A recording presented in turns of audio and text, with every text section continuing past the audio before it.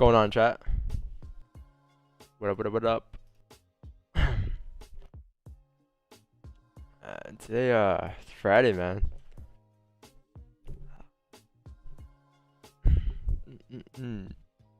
We have a lot of news today.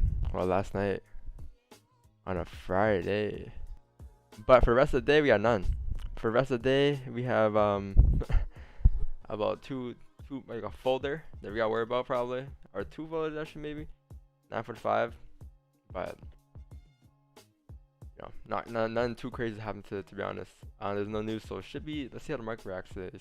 There shouldn't be any news unless it's unexpected news, Brexit or something. But other than that, I just don't expect much to happen today.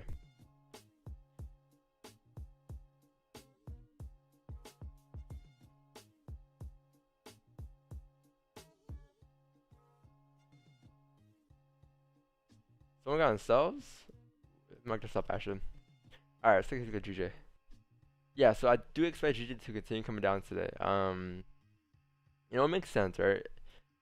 Because daily did close bearish yesterday. They kind of made a resistance here, and then we actually started to close bearish here. So this is what we're doing here, and we should be able to come down towards like this support down here at this level, and this is like kind of your range, right? So price pretty much tapped this level last night. Like barely tapped it, but I do expect to continue down further. See how small drop looks though. I believe what's it? The 30-minute candle we're on right now. Okay, this candle should be able to flip bearish here, because we have formed like some what you call a resistance here, and then we have formed kind of like a little support here. So this is like your little range that you have here on GJ. Then we should be able to continue further down here to kind of tap the bottom of the range. This is the case. Yeah, looks pretty clean. Everyone did say what's going on, man. Yeah, we should be ready to come down here. We have like another 10 pip range to come down here. Yeah. Hey Don. Yeah. Yeah, the 30 minutes, the candles seem to be getting a lot smaller. You think the volume's dying? The candle did close bearish. Yeah, it closed very weak bearish. You got in there? Where'd you get in? Like right there? Yeah. On the closing of that, or what? Like the opening of that candle? Opening of that candle, yeah. Where were your stops though? Current candle or? No, previous 30-minute. What's your target? Yeah, my target's 136.705. Oh, so 101. Yeah. I mean, it should continue down here. It still has range to go down. Like I would say, like now, if this kind of were to come down and break this low, you could probably look to move your stop loss from like this to like this current candle. Yeah, that's what I was. Yeah, that's right. But then that should be good to come down here.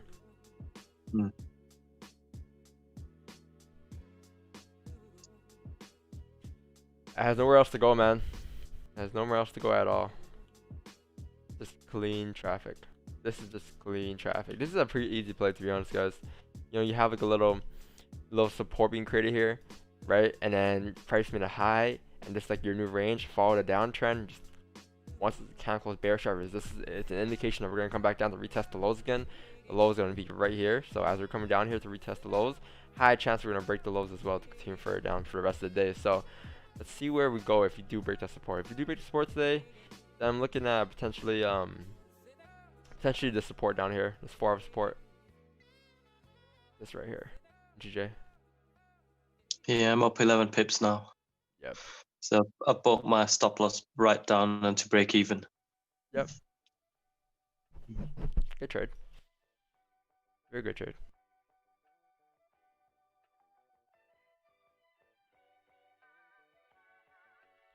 There's no way I would have entered this. Just because 630, from 630 there was no entry for me. Not enough range for me to go down here for 630. But if you were up like around 5:30, 6 a.m. today, you would have caught the move probably.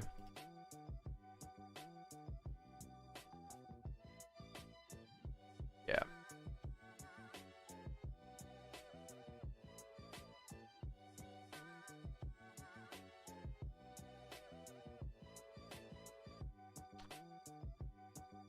Let's see, how big does this range go down later? You have about 12 pip range, yeah. I think this is your biggest range for the day so far. This range you're currently in, this is your biggest range. This is the most, this is a 30 pip range you got there. Below here, you don't got much, because below here, if price were to come down here, I think maybe you can come down here. Look. Just that looking left here on GJ, it's very choppy, this area. Don't you guys see it? Compared to like this right here. This is much cleaner, but this is just getting a little choppy, so. It's gonna be a bit harder to trade, but I guess you can identify this as your range area. So either way, if price were to come down and break the support, it should be able to come down and fill the entire range. So I guess the 136.566 would make sense. Just because it matches up perfectly with the 4 hour as well. 4 hour is that is a 4 hour support, and daily is I mean days gonna retrace this whole move down from 2 days ago. So the weekly is gonna continue down bearish, I guess. So I wouldn't be surprised though if today's GG candle, the bearish one, this bullish one right now, flips bearish. I wouldn't be surprised.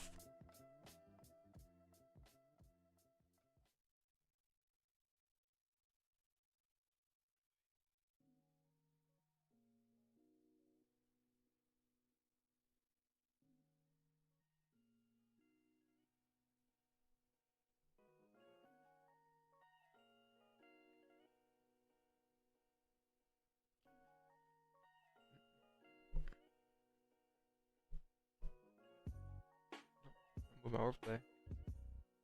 There we go. Yeah, this kind of should be able to come down bearish here. It should be able to flip bearish, right? To follow, like, because like this kind of didn't break last week's high, right? And it kind of just started to reject a little bit. But I'm not gonna say it's gonna come down to this support if it flips bearish. I mean, like, that's the most logical area where it can go to, right? Because like price made like you can say came downtrend, made a support, came to make a resistance. This is your new range, right? So if it's closing bearish at resistance, it makes sense for the day weekly come down as well. But I don't know if this is gonna happen today because 133 is kind of far. But what I could say is that we could actually flip bearish though today. We could flip bearish and then continue down for the rest of the day, right? Daily close bearish, weekly makes sense for it to come down bearish, right? So it's gonna be interesting what it does today. It'll be very interesting.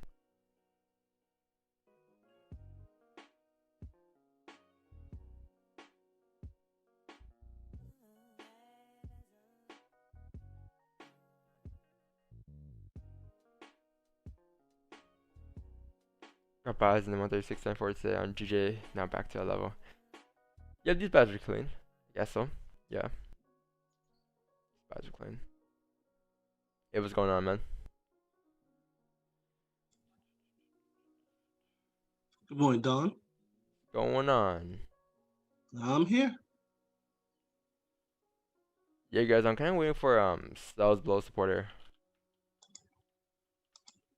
For me to look for potential sells. Because this is a decently strong support here. You have an hourly time frame. Decently strong. It's just gonna be a bit choppy. Today, just in general. Like, preferably, I want to I think clean traffic and the cleanest move you'll have today, if you were to come down, would probably be like, let's see. Cause like just look left there, it's just a mess, right? This is all just a mess you have here in TJ. Mess. It's not clean, you know. You know why it has been clean though? You know why it's like this? Because during this week, GG was not clean at all. This is what GG was doing all week, right? So if GG is doing this all week, what do you guys think is gonna happen when we come down to retrace to mirror back the move? We have nothing to mirror back. The clearest thing I see so far this week was probably this. This right here. You had this move going up, right? During like, you know, sometimes during a week, and then eventually the next day or a couple hours later, it retraced the whole entire move back down. But since that move was clear and it was clean, they used it as clean shot to come back down to kind of retest the lows again. And that's what happened here.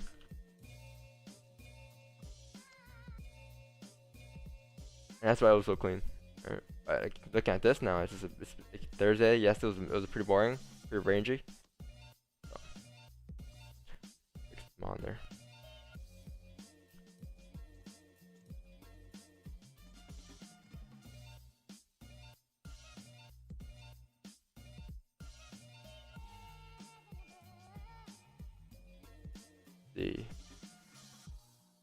Yeah.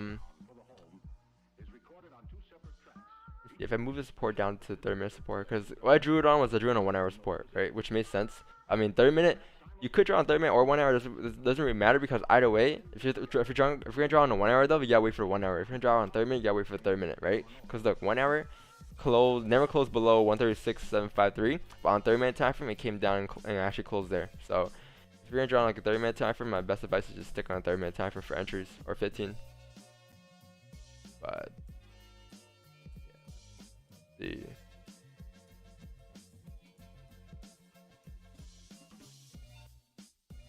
Whatever makes sense here. Yeah, I mean this makes sense as well.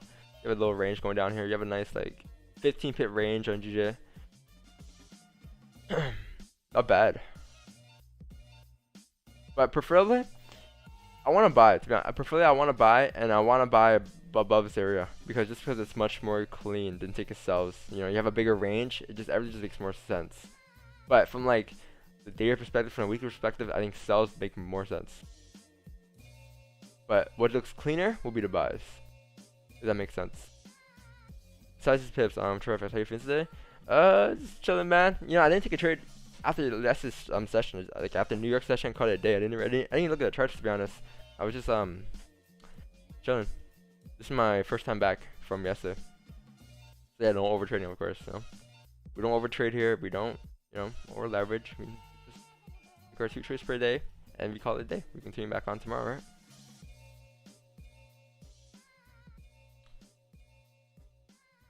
Who overtraded yesterday? Raise their hand in the chat.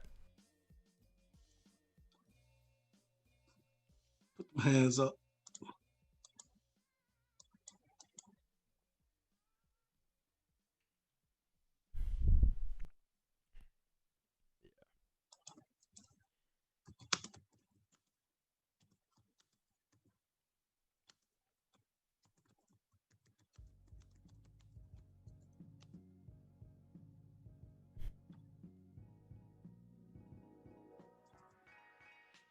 Yeah, if you overtraded, man, you should be very disappointed in yourself.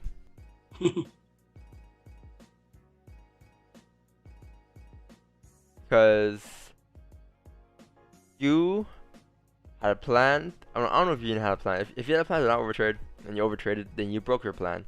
Because you guys know what happens when you guys make a plan. You guys know what a point of a plan is. The point of a plan is to least success, right? So if you made a plan to be successful, what do you think's gonna happen if you don't follow your plan? Right? There it is. So why would you want to not follow your plan? Why would you want to break the rules and create bad habits for yourself? Right? Well, why would you overtrade? If you know that overtrading leads you to a blown account, why would you overtrade? What's inside that head of yours that tells you to overtrade? That you need to go break even for a day, or you need to make profits for a day, so you're gonna overtrade until you make profits or break even. It's all greed. It's all emotional, man. It's all emotional based.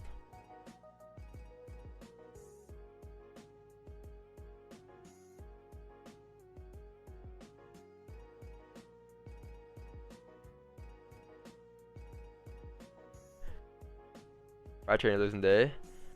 3 losing trades, but only lost 2-4 pips. That's not bad. I actually took your advice on trading just during this time. I took it now and continue. Yep.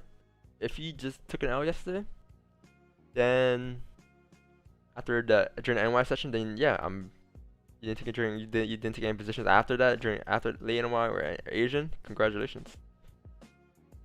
You were disciplined.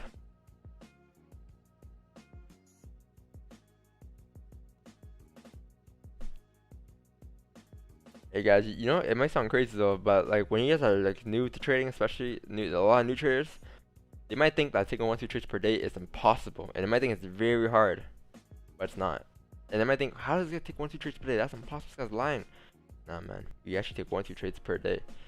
It's gonna be hard to believe at first because you can't think of it. You can't think of yourself doing it, but later on you're gonna, What is this? Okay. Cool. I entered long as showed. shown.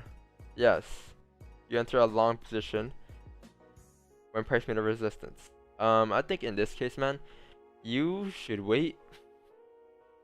I think you should remove these lines first on your chart, and then you should like identify this as like your support, and then identify it as your resistance. Do you know what's inside of this range here? So after you identify as your support, because price goes up, right, and it has to stop at some point. It can't just keep going up. So I think in this case, man, you should wait for a resistance to be created, and you wait for support to be created. Once you get this to form, see how counts here are closing bearish here? Yeah, we're closing bearish and not bullish. We're closing bearish. High chance we're gonna come back into range here. So if that's the case, then we're gonna probably continue back down to make support somewhere, right? Because that's what price gotta do. Price gotta make support, resist before it goes up or down. So that's what it could do. It come down and make support here. And where's the most logical level where it can make support at?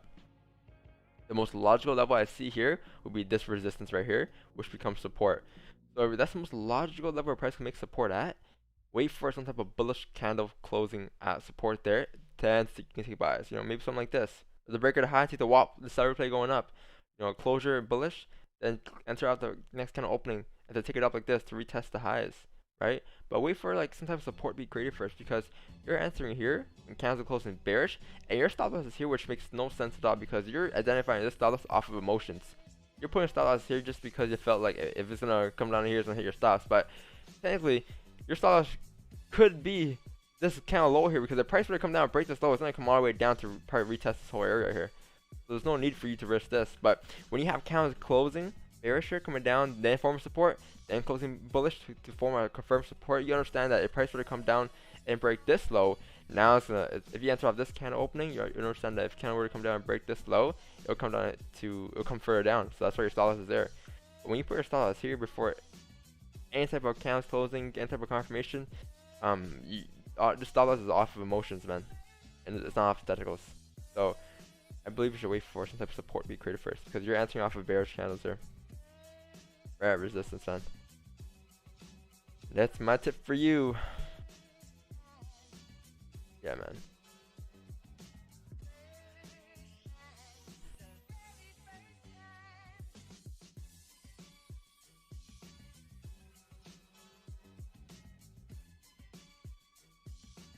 You entering a sell there, a buy there, was like me entering a sell to wick.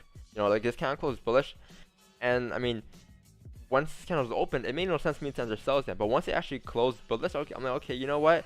It closed bullish at resistance. Now I need some type of resistance. I need some type of rejection, and that could be here because that's a resistance, right? So what happened here was price made a resistance, closed bearish, and then it came down to retest the lows. And this is what you're looking for your chart, but just the opposite direction, just for buys, right? But this is the same concept. But yeah, you entering things here is very risky.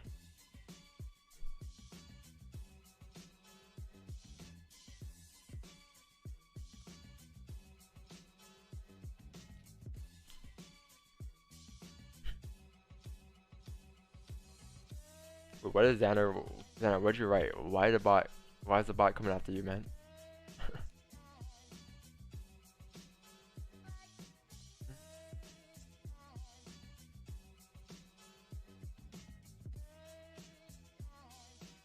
I'm trying to figure out why, like, what does it do here? Let's see.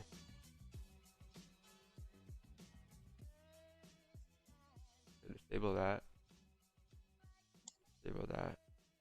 So it blocks you if you put up a laughing emoji. I'm gonna try to disable this because it's kind of stupid.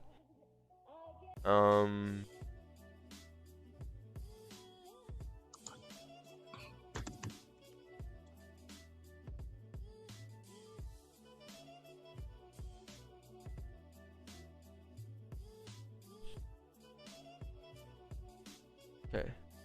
I'm gonna use time disable that. Alright, should be fine. Okay. Yeah, should be a little stress-free here. I mean, stress-free here. Bot isn't as crazy anymore.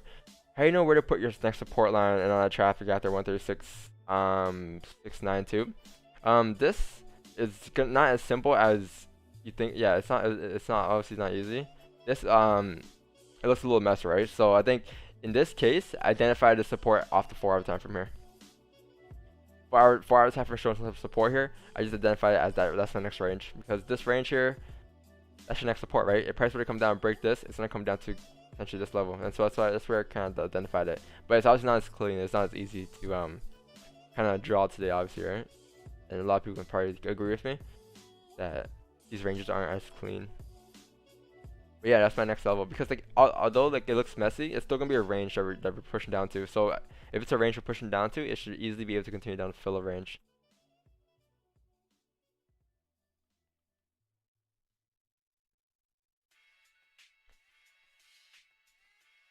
I believe we're gonna continue down further, especially if this 4-hour candle breaks the low here. This is the same thing we have for gold yesterday. If you guys watched the gold analysis yesterday, I think once you break this, we should continue further down here. I would love to see GJ come down and break below the support though, below like 137. Like if GJ were to come down and break, let's say this support down here, this would be so clean for us.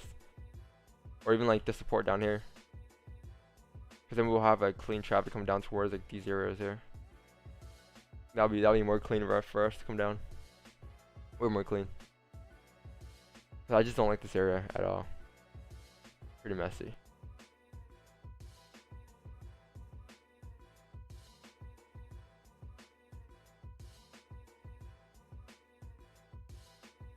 Let's see if GJ does break resistance, and if it respects support here, we could potentially continue up towards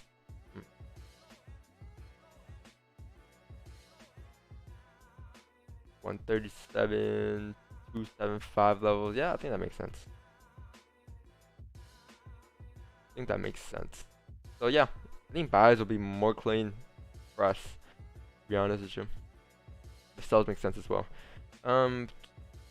Yeah, it's Freaky Friday.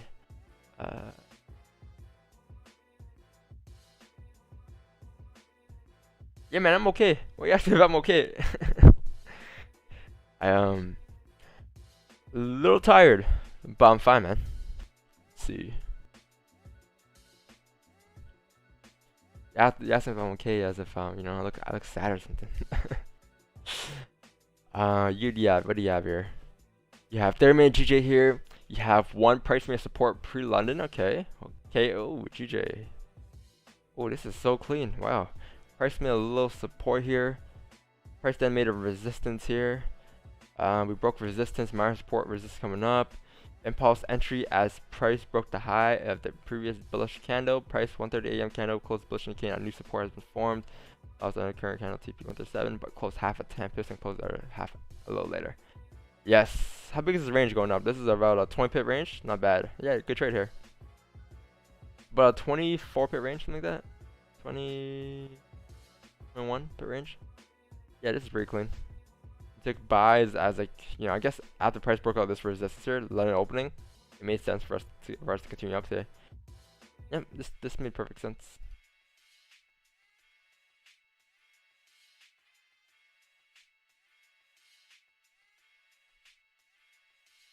How many trades did I take this week? I took this week, guys. Let's see. This week I took, what day is it this week? The start of the week was 18, right? So that's 18. 1, 2, 3, 4, 10 trades. Not bad. That's like 2 a day.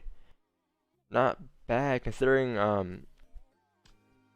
traded a little pre-London this week, Asian as well, but like the past 2 days here I've only been trading New York session, the New York opening.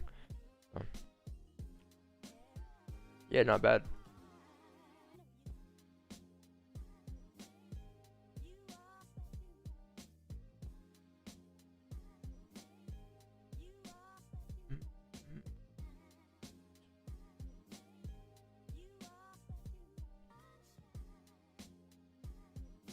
How many trades did you guys take them?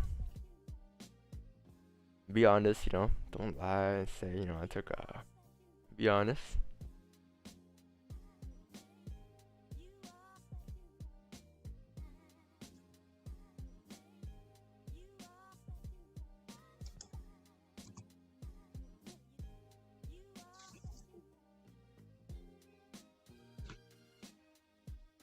Be honest, chat. at like 1K followers, guys. Almost at 1K followers. It's crazy because a lot of the channels and a lot of other channels, especially Forex channels, they usually have more more followers on Instagram than subscribers. But for us, it's complete opposite. I don't know why. I don't know how, but channel is growing. 8 total, 7 wins, 1 loss. Nice. That's a good good week you had there. I'm gonna take a look at gold today, or your JPY as well, because GJ looks pretty dead. Let's see, your JPY was much cleaner today. You can obviously tell at the rip. Your JPY is much cleaner. Daily is like currently bullish. Daily it's about to break the highs here. If it breaks the high here, probably gonna continue up towards like this resistance here. So, yeah, I think your JPY will be a much cleaner pair today. If you have to train your JPY. This used to be a fair pair, and then I stopped trading it and just stuck to GJ. But I did mention that I might return to this pair in January, as well with gold. So I'm gonna start to back test it a bit more. But yeah, this is pretty clean. Wow, what a nice move up here. Just around a simple break. This is just a simple break and like a simple break of structure here. You have a resistance, you have support formed. You broke out resistance here, took a buy there. Also like 8 pips, took it up, clean traffic, 29 pips. Wow, look at that clean, look at that move, man. If only GG just blasted something like this today, you know? Just a simple, clean move like this. Wow, what a perfect close, everything perfect. Wick fill here. Everything just played out perfectly today in the shirt.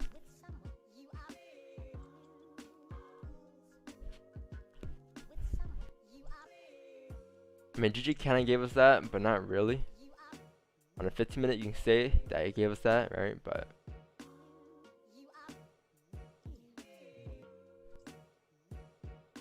this is London. London this week was much better than New York this week. I must say that though.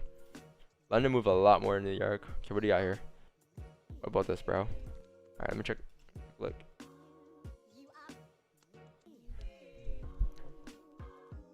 GBP NZD 30-minute time frame. If this cannot close bearish, I took for sell. I look for sell. Okay. I took at this area. It price shows some bullish sign. I close here.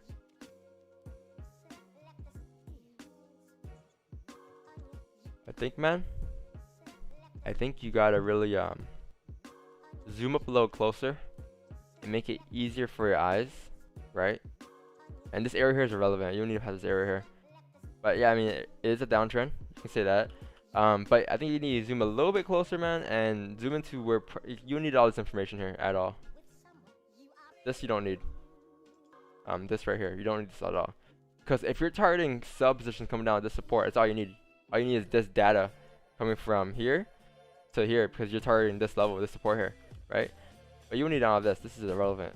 Right? You don't need anything there. But I think you can zoom in a little more and focus more on the candle structures of where price is closing, because sure, sells do make sense below that support. You have a support there, but how are candles closing below and above that area? Yeah, kind of you don't focus on that area. You have a support here. I can't really. This is a GP NCD. Yeah, GP NCD. We're going GP NCD chart. Let's take a look.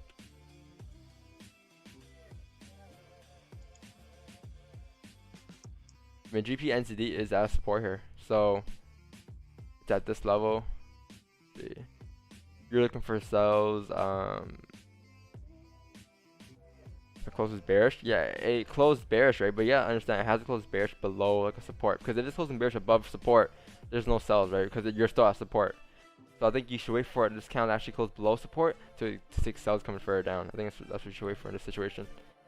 But yeah, next target levels would be probably I'll say this over right here.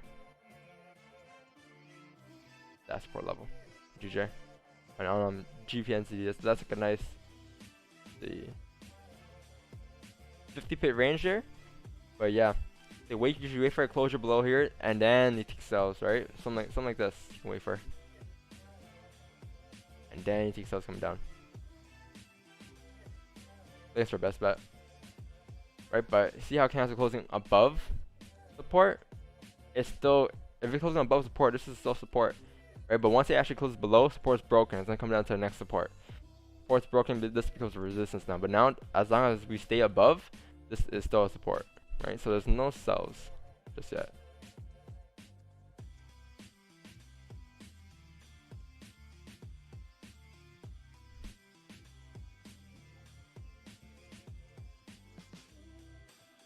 Someone sent a chart on GJ. Let's take a look.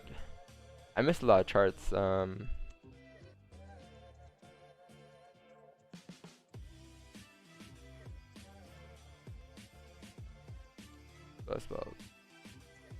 Yeah, I missed that chart. Okay, let me take a look at this.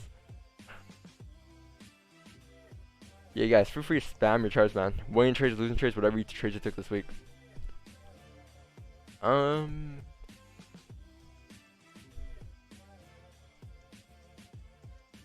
Alright, so what do you have here? Bullish move broke after minor resistance. Resistance rejected, price rejected resistance, and now support missed the entry on the flip. 3 took an entry on the flip of this candle because it still had range to move up. Stops on low of current candle. Reach 10 pips, shadow close. Yep. I mean, yeah, hit your break even, that's fine. Yeah, because either way, this candle closed. This candle here, if you look at this candle, we actually closed very weak bullish there. So since we closed very weak bullish there, it means that this candle had no volume left, and we had like no range to kind of go up. Like we kind of tapped resistance, and this candle had. I mean, it's an exhaustion candle, right? That's what it means, right? It has no volume to go up. The volume's dying down here compared to these candles here. You see how this candle is different from this candle. So yeah, that's another indication that you should have got out at break even as well. So, but yeah, I guess you got out at break even, so everything worked out fine. But I mean, the entry was fine though. The entry was good. This is a very good entry. What I would have done here was I would have like targeted 10 pips here because because look, if you have a runner here, what you're gonna have 10 pips and then what, a 2-pip runner? You might as well close the whole entire position there, right? So I think what you could do next time is if the range is too small, you can look to take profit just around like 10 pip mark, which is gonna be around here, right? In this case. Because there's no point of having a runner in this situation. It's gonna be like a 1-pip, 2-pip runner. And there's no point of having a 1-pip runner. Runners are supposed to make you more in your actual initial positions closed. But if your runners make you an extra 1-pip or 2, there's no point of doing it. Runners are usually for like bigger positions, you know?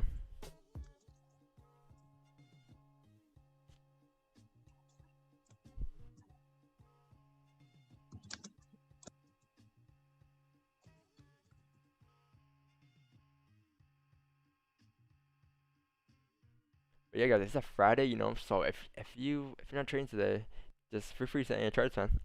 Friday's the best day to do this because Friday,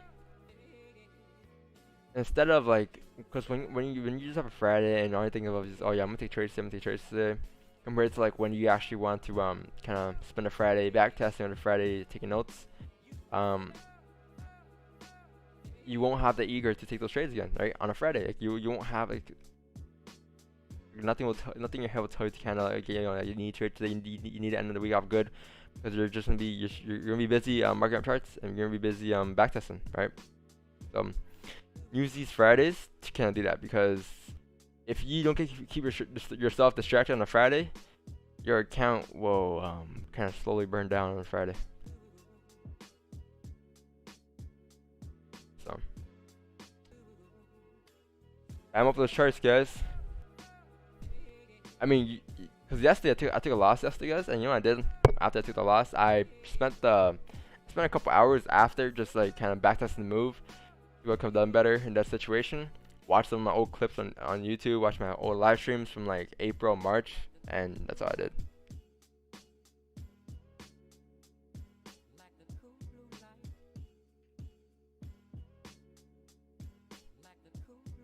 But that's all I did, you know. I didn't really like look for any trades during that day. I answered some messages about people overtrading, because people messaged me saying, you know, I overtraded down, what should I do? You know, what's the best tip for me?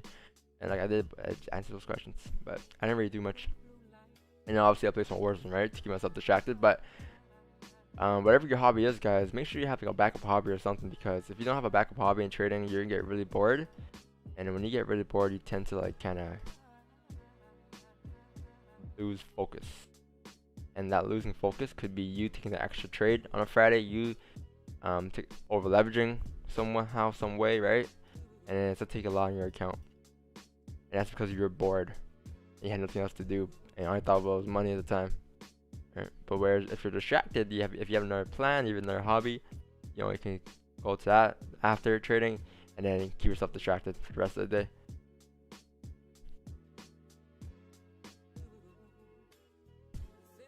Hopefully GG goes up. Rather take buys for sure. Yeah, probably I'd rather take buys in this range here. What's your top 3 odds all time? Okay, so before the life of Pablo Kanye, I was all time. If you ask me all time, probably Kanye, and then but obviously not this Kanye. This Kanye, nah, this Kanye ain't it. But before the Kanye, yeah. And then you have probably probably like probably Playboy Cardi. Probably Playboy Cardi, and then my third artist probably right now. Right now, of all time, probably gonna be Drake. Probably Drake, But as of right now, my favorite artist right now is probably Uzi, Playboy Cardi, Lil Uzi Vert, and then my probably like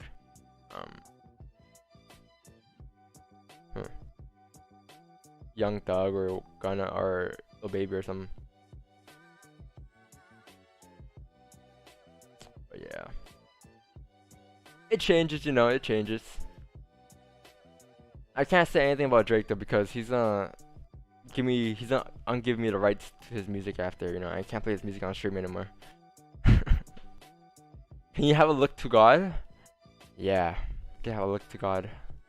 I think what he means is that if I can have a look on gold, I'm sure I can have a look on gold. I think gold's pretty easy tradable today, man. I believe this is very easy to trade today, man. Look at this, guys. Look at this.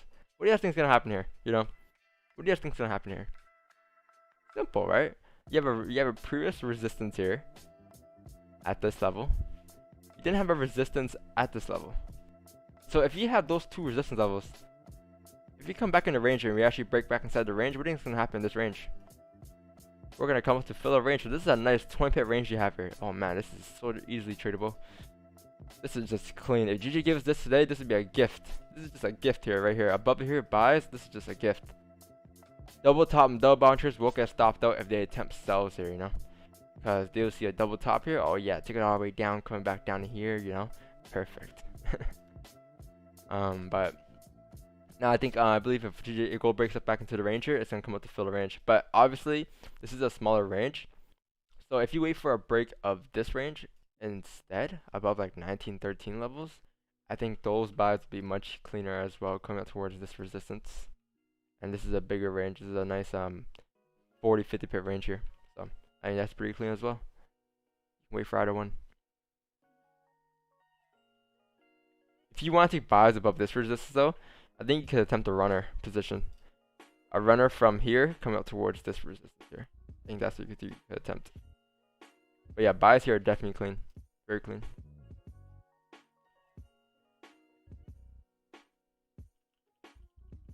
I mean, daily is like what? Daily candle is bearish, right? So even if you do come up, we're not actually breaking in highs. So it's okay, because this candle can wake up all it wants and close where it wants to, but technically it's not breaking as high. It's technically still bearish, right?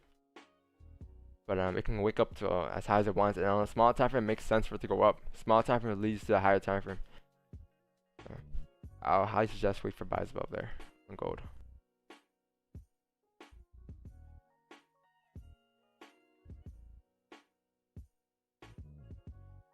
Make sure you guys, leave a like on the streams if you guys are enjoying it. Subscribe if you guys haven't. Share the stream as well. Let's grow as a community, guys.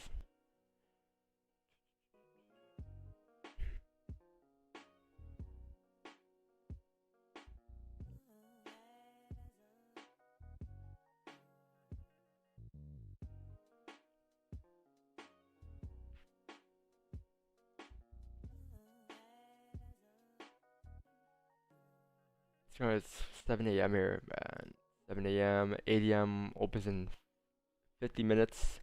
Let's see what pre New York does, because New York opens in about an hour here.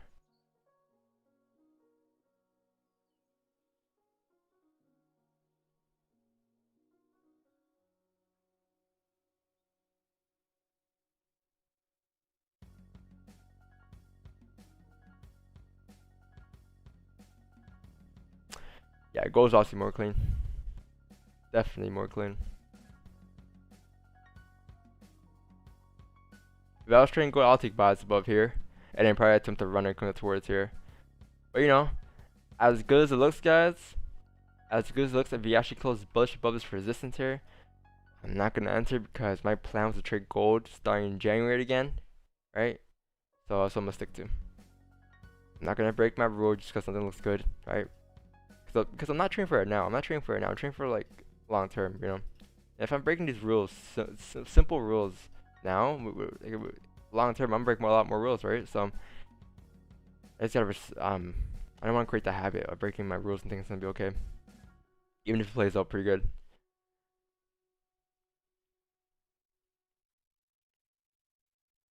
You know, I always want to think long term and not short term. Like entering a trade here, you think by over trading today and making profit on this trade, you think how will it affect you in the future? You know, I think that's that.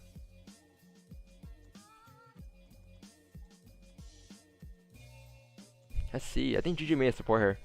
GG did make a support here. A very minor support, so we could be pushing back up to retest the high here. Let's see. This is not bad. This range going up here is about 17 pip range here.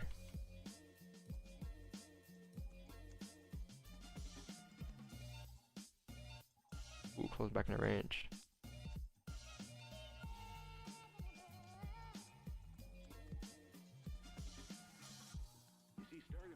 Price made a support here. Price closes bullish at support. It should come to retest this high here. Should be able to come up cleanly. I think I'm gonna wait for the 15 close though. We close in like 2 minutes here. If he actually closes bullish here, I could attempt buys here. 1 hour close bullish, right? So yeah, at the pre and Y, we could continue up bullish as well. I mean, it makes sense. What up, Sam? That's what I was looking at that because like the hourly is clean traffic, but the 15 minutes kind of choppy. But if you just look at the hourly, and use the 15-minute for confirmation. Yeah, it's the overall range. The 30 minutes pretty clean as well.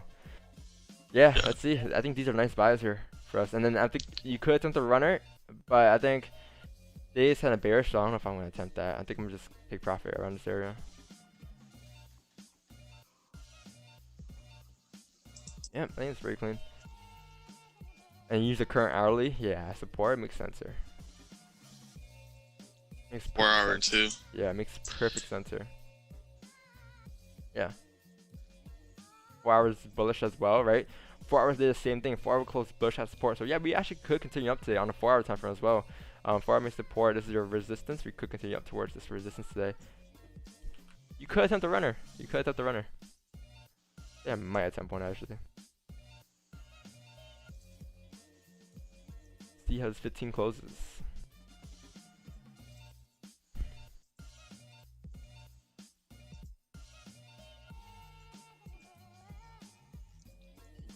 I think stops are not bad too. Stops are going to be like 11 pips, 12 pips. Current kind of low. What was going to be previous kind of low. We look at US 30? Yeah, I'll look at it in a bit. I think, okay, I'll look at it in a bit. Let me see these buys first. Yeah, I'm going to get in here. Got in a position here, guys. Stop's going to be first kind of low, and TP's going to be around this target up here. This is my position. I'm in. We should be able to continue up here. About 14 pip target for 11 pip stop loss.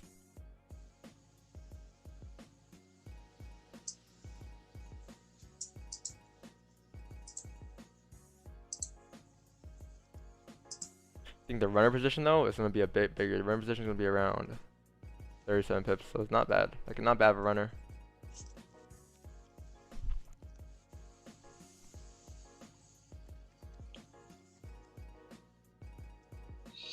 Bro, I pressed buy on gold. Oh my god. You still make that mistake, Sam? Man, that was the first time in a while. Hey, but you know what, Sam? Yeah. Sam? I'm not gonna keep the position. No, that's going up. gold is going up. I mean, yeah, it's breaking. If 15 goes bullish, it makes sense. You might as well keep the position, man. Yeah, it's I going would up put a towards stop like loss on it and let it go. 1913. To be honest with you, bro, I'm looking at this all morning. Look at this. It's gonna push up here. Yeah. Yeah, you It's actually gonna push up here. Yeah, I mean, yeah, good shit. God's plan. Yo, because I wanted to, bruh. Is it a good trade? Nah, it was a mistake. But does that make sense? Yeah, it makes sense. You know, gold's gonna continue to push up here. Gold is so clean. I was looking at this all morning. Like, so clean. Like it should go to 1913 easily, and then make a resistance, and then eventually pop to like 1917. You want to attempt a runner, but I don't think you actually want to be in a position. So just get out at break even if you want. I don't know. No, I got it at minus $20, bro. Jeez. So what? Yeah, you still made that mistake. You got out the trade? Well, yeah. I mean, I'm not gonna like enter a trade that I didn't plan for. Yeah. That's discipline, Samurai. That's discipline, right there. Yeah. Yeah, I understand his point because I've done that once or twice. The one click button, I touched it, and I clicked on that cut. Said, "Well, let me see what happens," and I ended up taking a nice scalp on that. I mean, a nice loss on it. So I totally understand. But in this particular case, gold, I believe, is going up. No, it is. 1913, and then eventually it's gonna tap like 1917 for that resistance breaks. But this is pretty clean. Between I guess this week and probably 1920 again. I think I'm gonna move my stops to current candle and GJ. Yeah, I was looking at that as well. We are tapping some amount of resistance here. I'm gonna do as well. I'm moving my stops up, guys, to current candle. It's gonna be a 3-pip stop now. In this case, 30-minute candle low, right? But it makes sense, right? Because this candle comes back and feels bearish. Probably gonna continue back down the range here. So, also tapping a amount of resistance as well.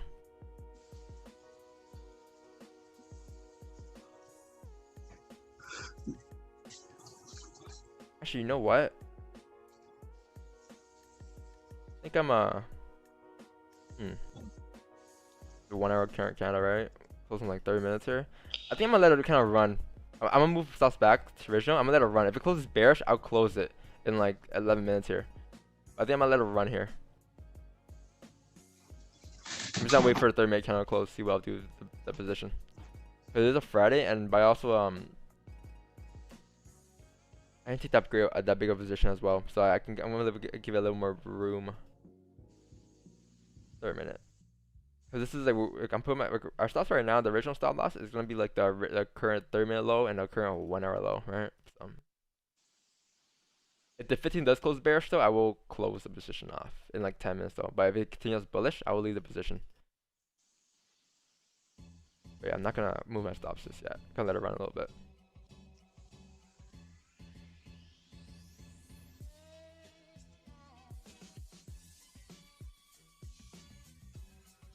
I mean, it's trade, fingers crossed, and your fingers should not be crossed during trading. You should want to I'm playing. Yeah, US 30 guys. I'm taking a look at US 30. US 30. I think US 30 here is gonna continue back down the range here. Let's see. I think we can't tap the resistance here. Daily's bullish, right? It makes sense for us to go up, but it's kind of choppy here. It's a very heavy resistance. I think US 30 will continue back down the range if it decides to break this. If you come down and break that support, we'll come down to fill the entire range. Coming back down towards like this level right here. I think that's US 30. So you wait for sells below here, coming down towards here. I think that's your move. That's your play. But yeah, gold is just easily going to continue up here. Especially if it closes here in 30 minutes bullish above its resistance here. I think you can look for entries as well. Once the 30-minute candle here closes bullish above here to go up.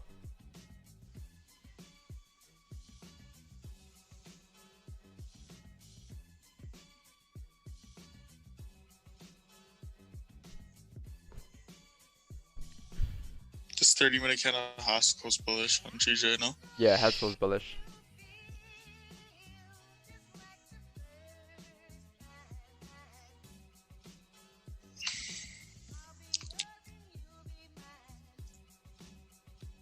So usually what I'll do is I'll move like my stops to like this current candle high when I made a new high here.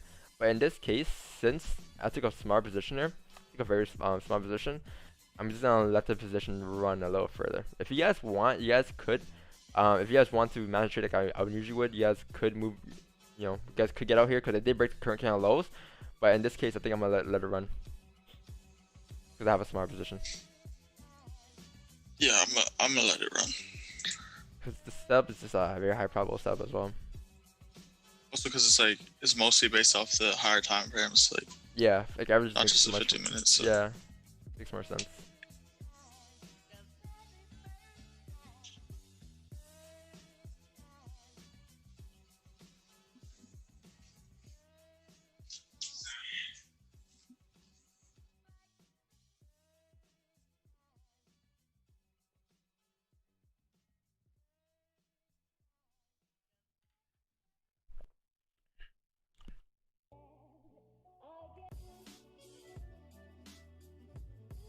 And also because it's the last trade of the day, you know, so first and last trade of Friday, so I'll let it run. And stops aren't that bad at all. Stops are only like 11 pips.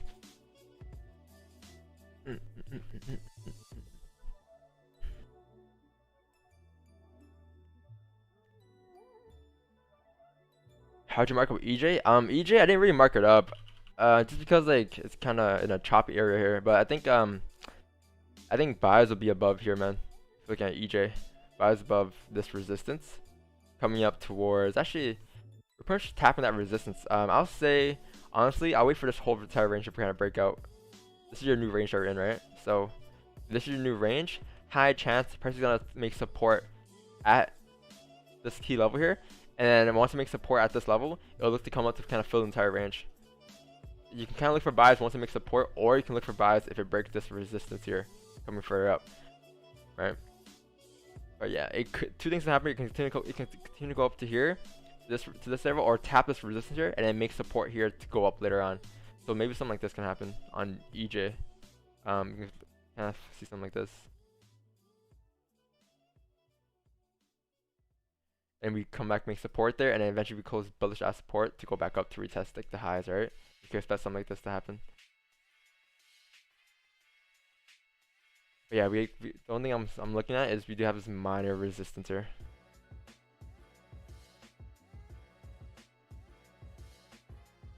That's EJ. Yeah, gold here must close bullish here. 30-minute candle must close bullish in 6 minutes here. Yeah, guys, that's my plan for GJ though. You know, the only way I'll get out this trade here is if the 30-minute candle here closes bearish, or the 15 closes bearish, which will lead to the 30-minute closing bearish, right? So, yep.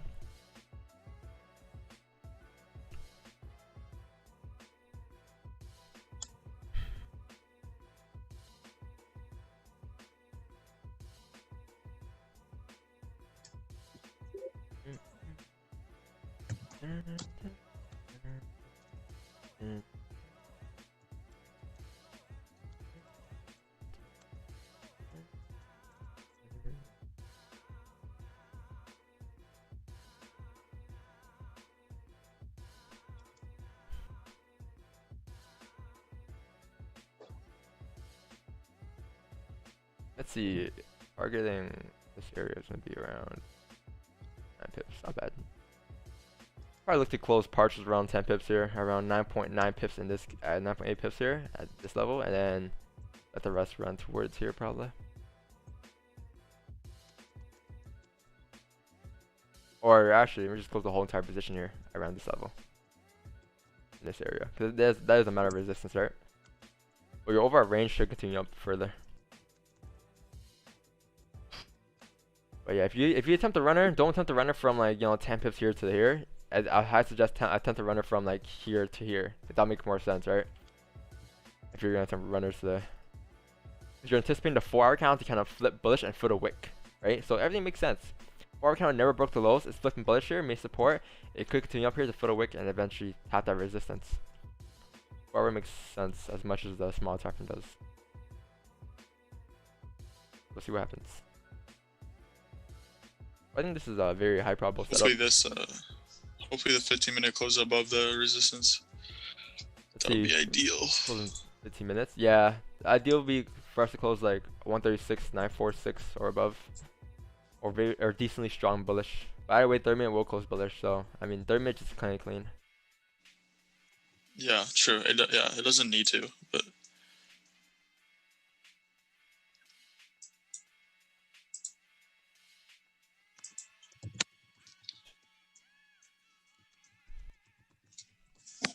I know some of you guys aren't taking the trades, but I just want you guys to understand the trade concept as well, you know, because sometimes, like, even if you don't take a trade, it's better to, like, it's good to understand the concept of it, so you can take it next time.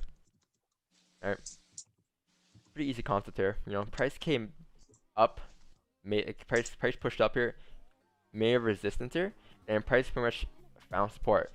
And there's only 2 levels where price can find support here, in this area, only 2 levels where price can find support at. That could be 1 here, right, because it's at this current level, or 2, it can find support at this level right here. In this case, price found support at this level, so as we close bullish at support, that's an indication that we're going to probably continue to kind of retest the high again to follow its bullish trend from London, right?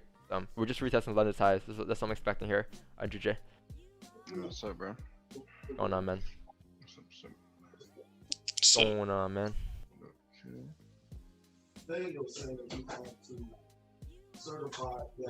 move Samurai. Samurai. Yeah, I've got him. I ain't getting no sleep. Why not, man? Stayed up for London? No. No, I couldn't sleep, bro. I tried my best. I was like, bro, I just been up. Wait, Jimmy. for- How many trades did you take yesterday, bro? I seen that 6. shit. Oh, 6. shit. Audrey, New York? Nah, it was basically like 1 trade, but I put in 2 positions at Asian / pre-London. I stopped. Pre-London, that stopped. Then those 3 other ones, I don't know, them shits are just stupid. I mean, it wasn't even stupid. It's just like the moves just happened too quick. Like, I tried to close it like in like somewhat profit, but the move just like it kept going out of range, going in range, going out of range, in range. I'm like, what is this shit? I got stopped out on GG. I should have waited for Asian. Well, I should have paid attention to Asian last night. That move was pretty clean. Mm. Yeah. I moved my stops to the current candle because it was like it was also the 5-minute low, and I was just like, Yeah. I was if we thinking of break that as this, well, like, yeah. Yeah, I was looking at that. Because it kind of made a new low and then came back up again to make a high. yeah, So it kind of like made that sense. 5-minute candle broke the low, came back up, closed bullish. Like, yeah, if it broke that, Yeah. If we close your bearish in like 5 seconds here, I'm probably going to close it. I like negative 4 pips, 5 pips. Get my phone fixed today, slut.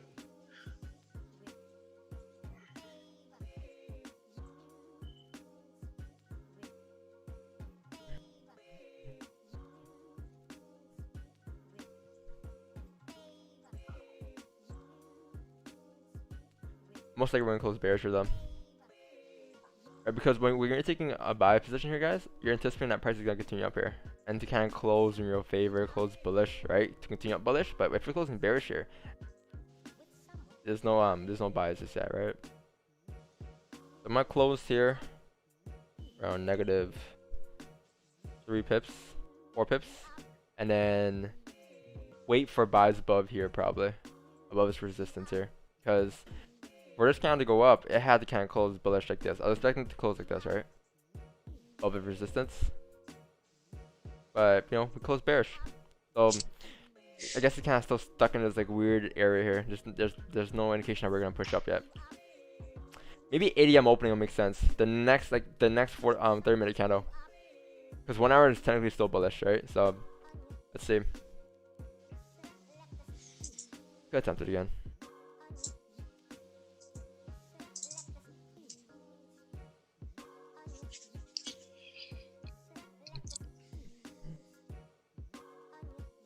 if it breaks that high, I think it's gonna fill the hourly wick for sure. Yeah. Another thing is though, but I'm not gonna take it. like this 30-minute candle, it closed like bearish, but it still closed like above this resistance here. You know what I mean? Yeah. It's just that it's It a also closed Friday hella today. weak. Yeah, it's just that it's a Friday today, so I'm not really gonna I'm not gonna put that much trust in this candle here. Indicate that it's because it's still closed bearish, right? Cause since it's a Friday, I just want them to be kind of flawless. I really need this to be bullish here, but since it closed bearish here, I just got out. 15-minute candle close like pretty. That's a pretty good bearish candle. So. Yeah, I think once you break the Yeah. tie here, it's gonna be a good good 10 pips here. 30-minute is like I watched Ted like talk about like this type of candle before, and he's like that's just like an indecision candle. It's not really like The 30-minute candle or 15-minute candle? 30-minute. Yeah, it's a doji. It's a doji. Yeah. Stuck in this weird range. 20 up, 20 down. How'd you go from a 0.10 to a 1.0 the same day? That's what you're saying. I've seen them lots. They're all I over see. the place. I'm like, okay, 0.01. Okay. 0.10. Okay. 1.10. This guy went Super Saiyan in one day. Man's a swinger. Wait, is it because you were swinging some and scalping some? Yeah. Yeah. The small Same. ones It was I like same swinging, risk. Small ones I was swinging. Then I scalp. I was like, I mean, as long as it's still like a decent. that It's that one. as long as it's still the same risk. You know, it doesn't really matter if the lot says it's. The one with the standard though, that was just straight up. I swear I closed it like in like $30 in profit, but my internet on my laptop was like bugging out, and I'm like, wait, what? Do you feel as if you entered a bigger lot size because you had a lot because it had somewhat to do with emotions? No. Okay. It was just like the play was hella clean, and then I've seen it like a lot of times, so I'm like, you know what? I got hella confidence in this. So it is emotions. Yeah. Just Is that your proper risk? sample size. I mean, as long as it's like it's your regular risk. As long as you don't OL, you know. I don't want to use the real word. I'm just gonna use the word OL. As long as you don't OL, that's all that matters. Right? Just say it, right? Over leverage. No, OL. That word is a demon word. Cannot say that word.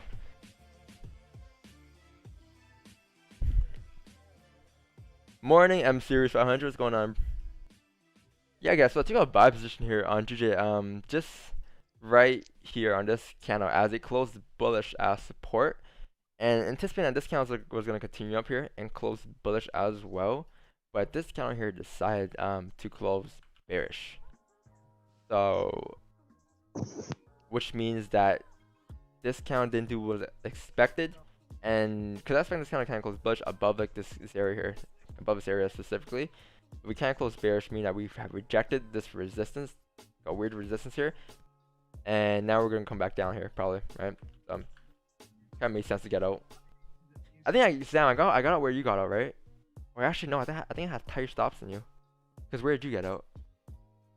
You got out on a low. Oh, I thought you got it on the current candle. No, I got on a close. On a close, right? But I think that was higher than yours, was it? Oh, actually, probably, yeah. Yeah. Mine was 861. Yeah. Yeah, I got out 869. It was like 3-4 pip. 5.0 lot size with a $137 loss. I mean $173 loss, which is pretty a small stops, man.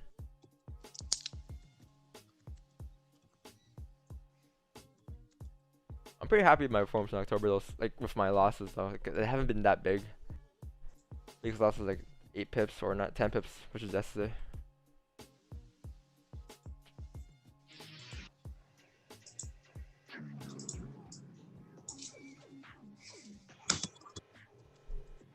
Yeah, I think that's something that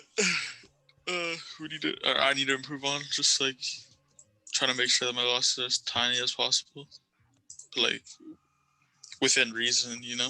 Yeah. Because it's like a balance between like letting your trade play out and like making sure that you're minimizing. Yeah, I'm trying to. I think I'm gonna work on for the next couple months is probably just to kind of figure out a way to let my trades play out a bit more, but to the most logical sense. You know what I mean? Because right now, like, I'm doing a I pretty. feel like you're already very logical about it, but like, You know, so I think I gotta anticipate a lot more things to happen though. That's what I gotta do. yeah.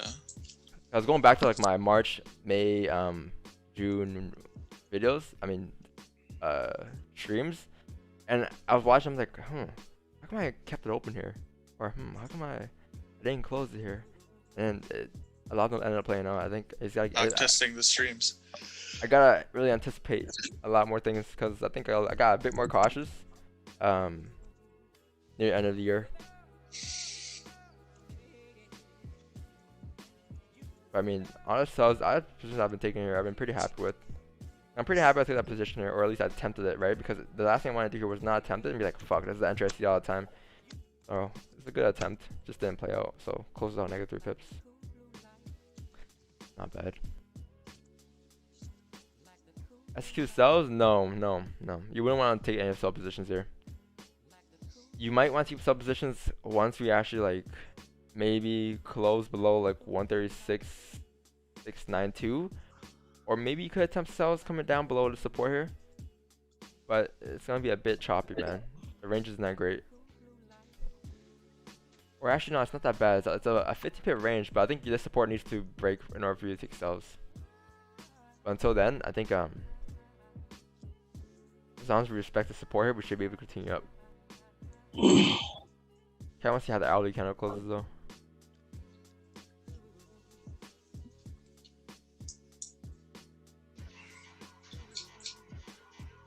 What's that noise in the background? Sounds like a transformer. Samurai man, what's going on in your background?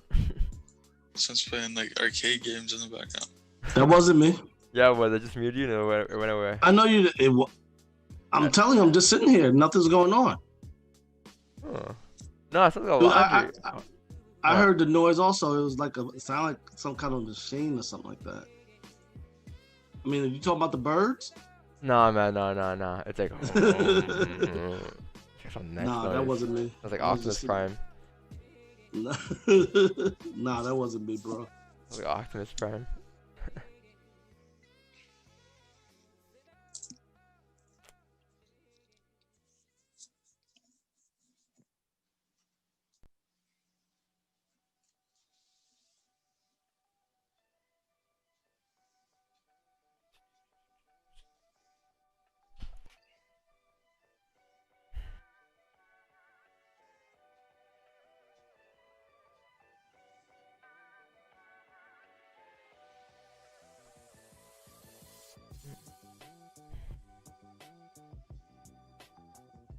Yeah, did you go to 1912?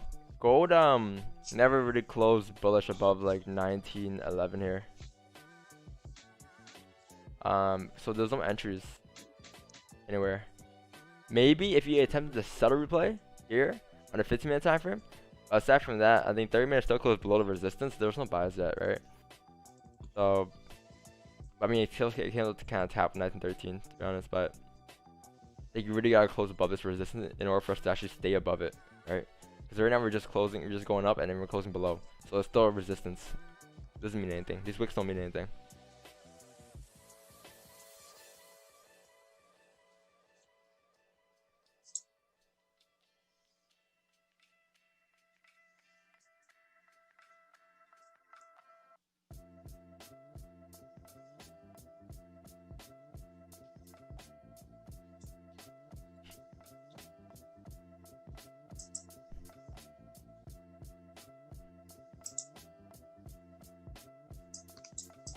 Yeah, the last thing you guys want to do, guys, see the tip. The last thing you guys want to do is take positions you would normally take. All of a sudden you go on like a little losing streak, and then you're scared to take the positions that you would normally take. Cause that happened to Wix the other day. He had like a little losing streak going on, and he decided to Actually, let me send a link to him.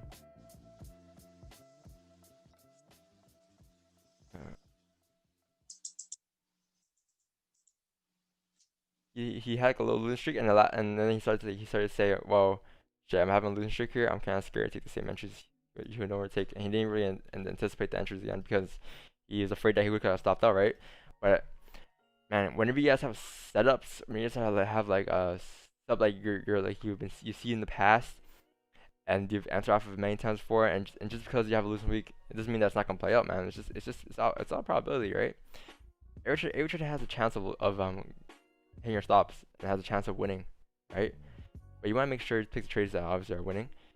And sometimes emotions can get caught up, and you might be like, "Fuck, I don't know if I should enter this because I took back-to-back losing trades this week, you know." And the last thing you want to do, the very last thing you want to do is avoid a trade because you're scared, and then see it play out, and then you're gonna start to chase that trade later on. Actually, I should enter. I knew it was gonna go up, you know, and then you're gonna see that, oh, like, oh, I should, woulda, coulda. That's the last thing you want to do.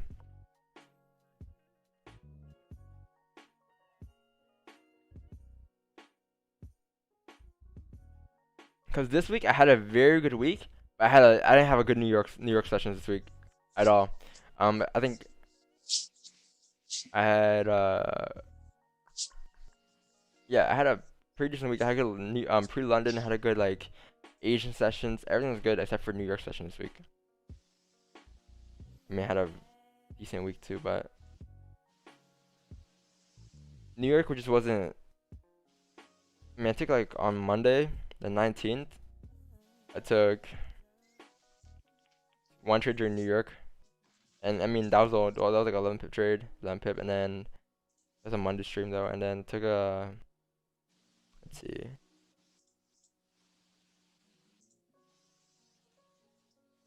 on Tuesday, took around a 12 something pip trade at like 6 a.m. Like pre-New York, like not on the stream though, it was like pre-New York. It was like a 6 a.m., 6:11, and then on the 21st, that was not it. Yeah, then I didn't. New York wasn't that great this week. It was London this week was a lot more volatile. It was moving a lot more.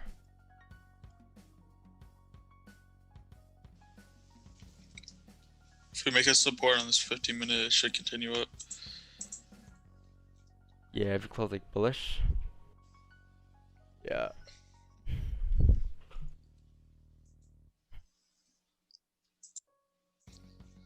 So what, Dawn, next week are you gonna start streaming London? No, man. No. If I could stream like just when I get on. Hop on there with Bryce and Samurai and Jimbo. I don't think Jimmy chooses London anymore.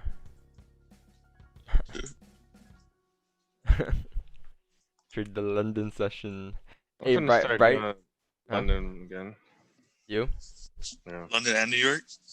Nah, just straight up London. True. What led you to that decision? It's just like I'd be waking up at like random times. I know most random times I'd be waking up is like 2 o'clock or 2:30 in the morning. So I might as well just do it.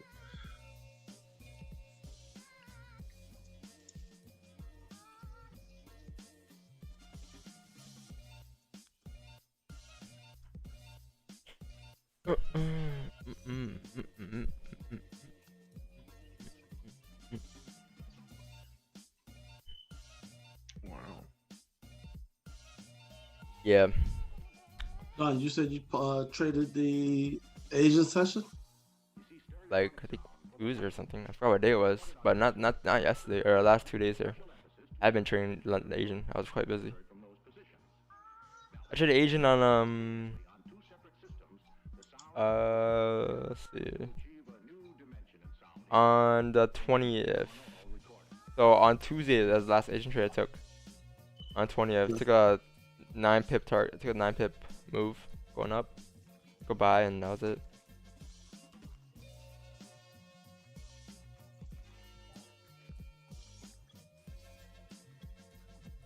Not so bad of a week, to be honest. My biggest loss was 10 pips. Biggest win was around 27 pips. Not bad. Ooh, 15 actually closed I bullish. took this buy here, yeah. Ooh, it closed bullish. Oh, you actually took it? Yeah. Last trade of the week. I'm waiting for this hourly to close. Hourly still has room to go up here. Yeah, I mean, I'm gonna wait for the 30 minute just because like that's the NY open. So once we actually open up for NY, we should continue further up here.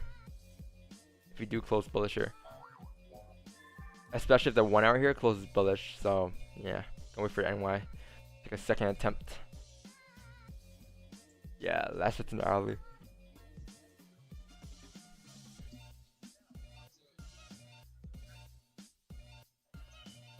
Ooh.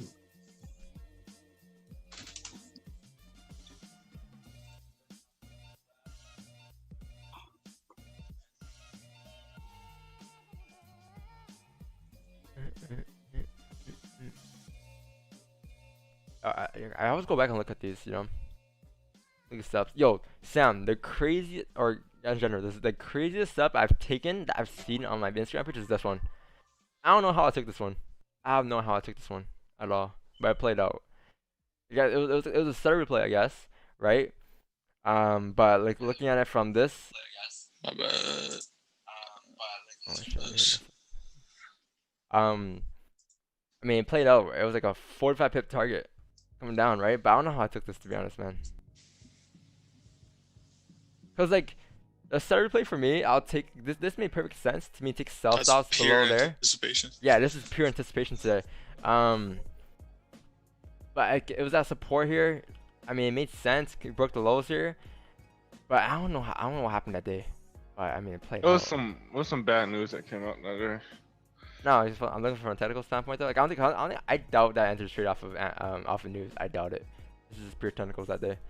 So No, I at think this, it was like before open. yeah. NY open, and then it was like, I think I remember that day. I think it was just you and me that day.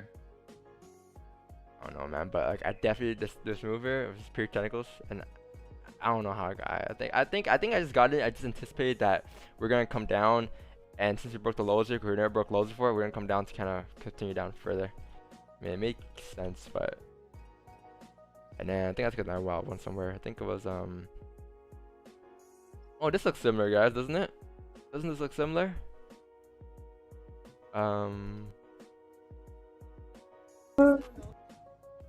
It's very similar. This looks like the trade that we got in earlier today.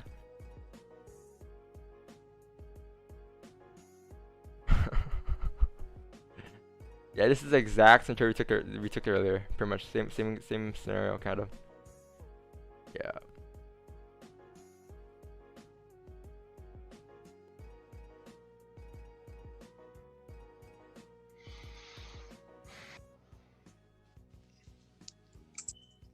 Need some volume to kick in here, but Yeah, she's kicking with NY come open. on. She's kicking at Believe 8 me. AM. Does that range have a lot of mana resistance? Are you thinking that push will break through them? You know, one thing in FX, you can't think, you must wait. So if it doesn't break above it, it's not gonna break above there. I'm waiting for it to break above there. I'm not, like, you know, thinking. I'm not guessing. I'm gonna actually wait for a break above. But like, if like the 1 hour creates a support here and actually closes bullish as support, in case that we're gonna continue up, I mean, you can anticipate that's gonna break up, right? Based off that we found support on the alley to continue up to retest the highs. But if you're waiting specifically for a break of resistance here, I think you just gotta wait for it. There's nothing else you can do, right? Just wait for it to close above. If it doesn't close above, there's no bias, right?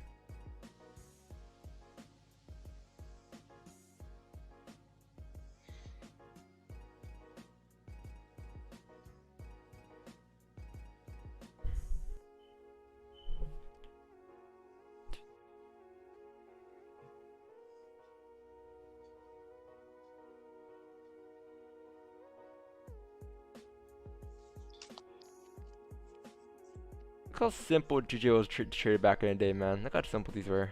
Like 4 or 5 hit ranges, like, you know. Bro, I think I for was the back testing it. yeah, Oh my god. it was so much better. Like So nice. 2 months ago. I think September till now, it's been pretty ass, but it's still tradable. But it hasn't been moving quite much. Last I- week I- was I- like I- hell- During last the week was good, summer though. is lit. Like, During the summer, it's trading so lit. But then, like, once it cools down and not that much things are going on, then everything's just so dead. the only thing I've noticed is that I haven't been attempting runners as much. Like I attempted like what, one runner in the past like 2 weeks, probably week and a half. But then again, like if you can't trade markets like this, regular markets, you can't trade like those markets. Well, because if you those markets that are volatile are much more easier to trade, and a lot of traders have success in that, but they fail to trade these markets right here. So I mean, yeah, getting used to trading these markets. Think we'll go back to that easiness? Probably, yeah, 100%. Probably like, you know, January or something though. Probably not for the rest of the year. Dang. January, March. New president in 2 weeks. Uh-oh. Yeah, be careful, bro. Anyone trading on November 4th, be very, very careful. Your account's at risk. Yeah, I think I'm gonna be all You might as well sit on the just not- sideline. Yeah, Sit you on might. the sideline. I'm just I telling mean, you we're straight up. still good at trade GJ, so that don't affect anything. Volume will come in, which would be a blessing, but I don't think it'll affect GJ. So we chilling. We're trading US30 and gold though. Alright, yeah, that you gotta worry about that. Definitely 100%. Now it's 100. No, I'm waiting. Then yeah, you're gonna get. All I gotta say is, it's gonna be a shit show.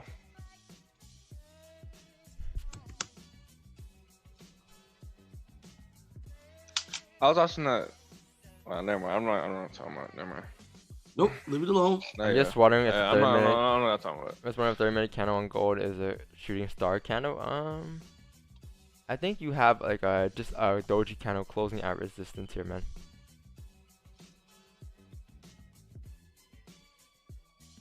I think it's a flying moon. Flying moon though. What? I ain't never heard of that in my life. I'm being sarcastic, man.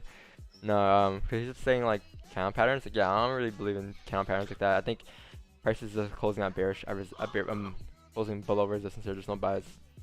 I used to believe in those things, right? I used to look at that in that way, that form, but I don't really look at it like that. I just look at it closing at resistance. What I do know is that it did close doji, and what does this mean? Look where it opened up and look where it closed. What did it do? It did nothing. It did nothing in this candle, right? Nothing happened in this candle. Thought I did.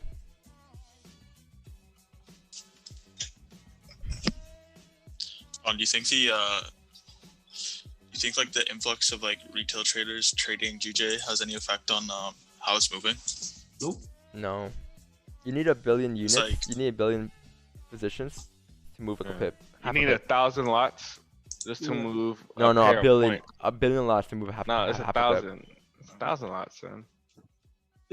The amount of money, yeah, you need to think it's a billion, move the man. market. No, But that was not it's as a easy. That was not No, easy. it's 1,000 lots to move GJ from like, let's say 700 to 701, like that. Oh. Yeah, 1,000 Yeah. lots isn't anything though. Like 1,000 lots is nothing. Yeah. No, I think it's way Yeah, more. but than I think that. it's way more. I That's think how- it's a that's- billion. Pretty sure it's a Yeah. billion. I read A billion something. lots? A billion No, positions, yeah. money wise. You gotta remember, this is like they say, a $4 to $6 trillion industry, and the retail. Yeah, but the JPY isn't But I'm saying 4 to retail 6. traders, it's nothing. You talking about people with, let's just say everybody had a $5,000 account that's trading retail.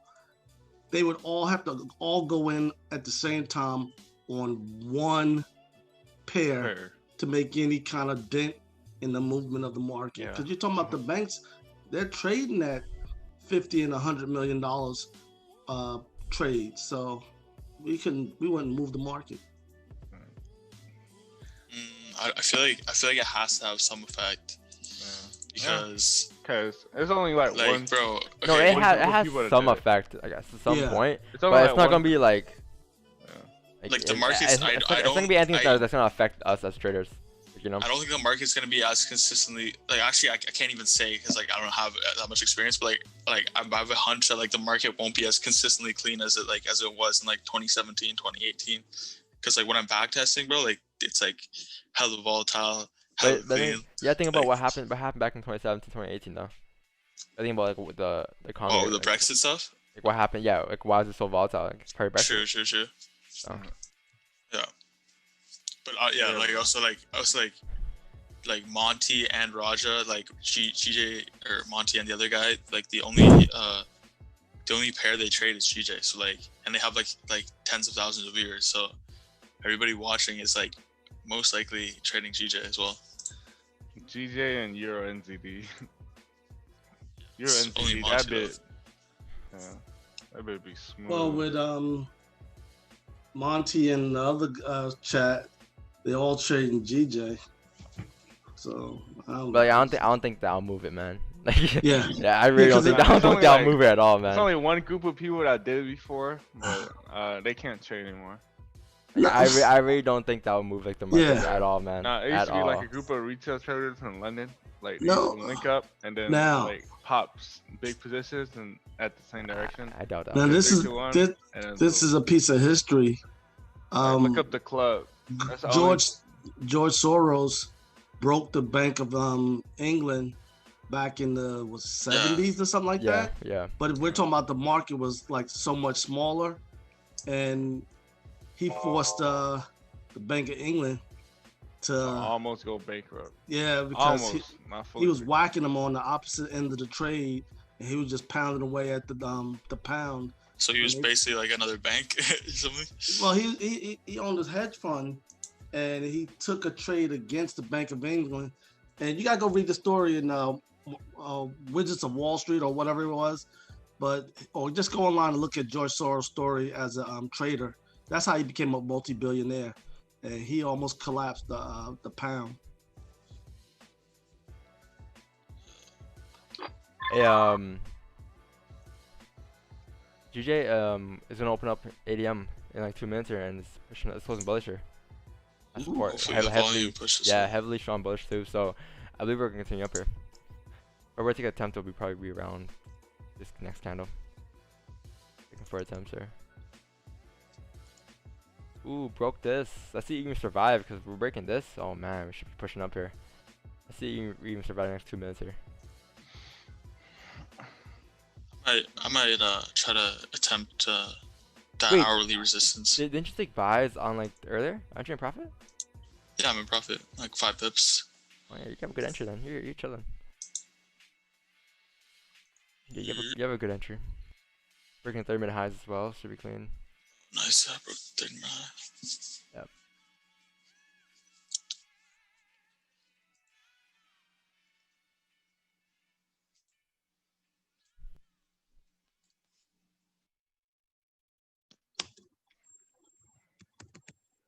Good morning, Who's that?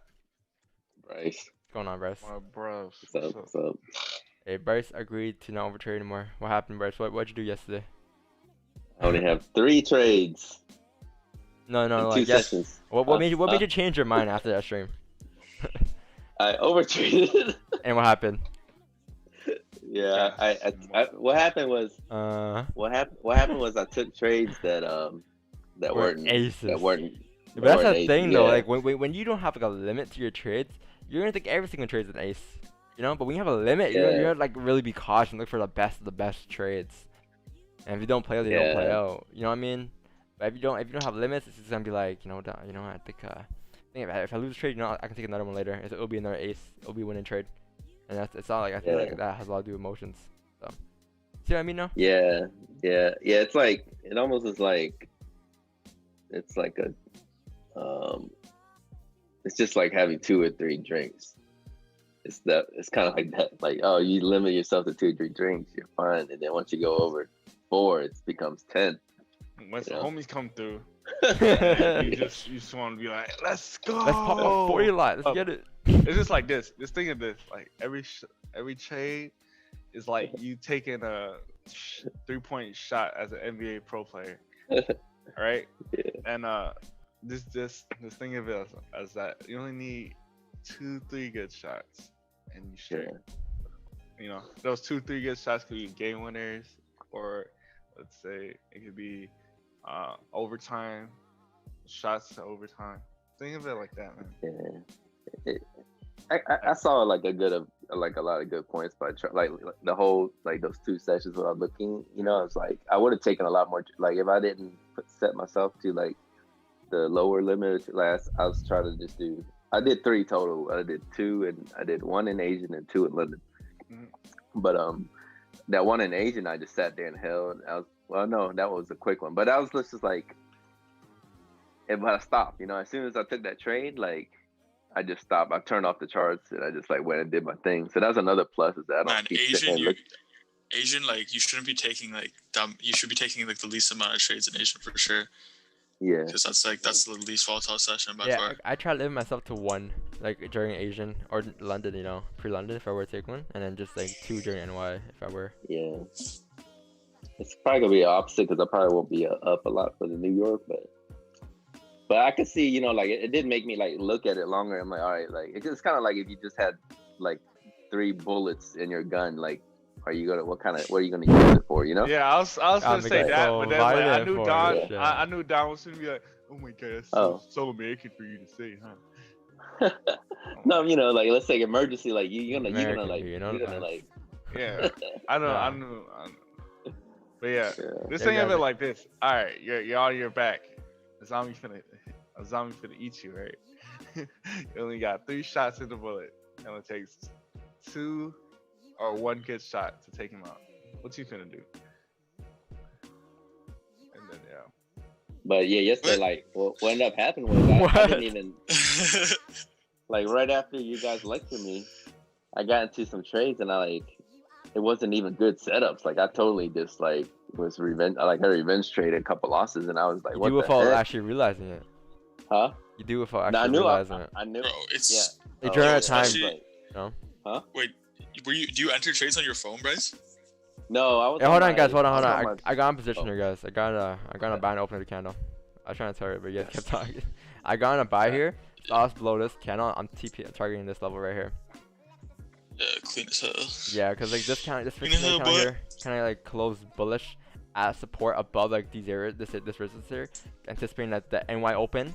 This move it caused a lot of anticipation, but anticipating that the NY open here at 8 AM, we should continue up bullish towards like this level here to kind of retest London's high. So this is my second 30 minute attempt. looks 30 minute looks great. Yeah, I think my stops are like 9 pips. Yeah, it's not bad. And that play where the like candle goes like weak bearish, and then there's like a bullish candle where like the body closes above it. Yeah. You know? Yeah, like if it wasn't a Friday, I would have probably kept that first entry. But since it's a Friday, I kind of just want to be a little flawed. Like, I just kind of didn't close my favorites. Kind of just want to get out. But yeah, but this kind of did close where I wanted it to, and we should be continuing up here with anticipation. Hopefully.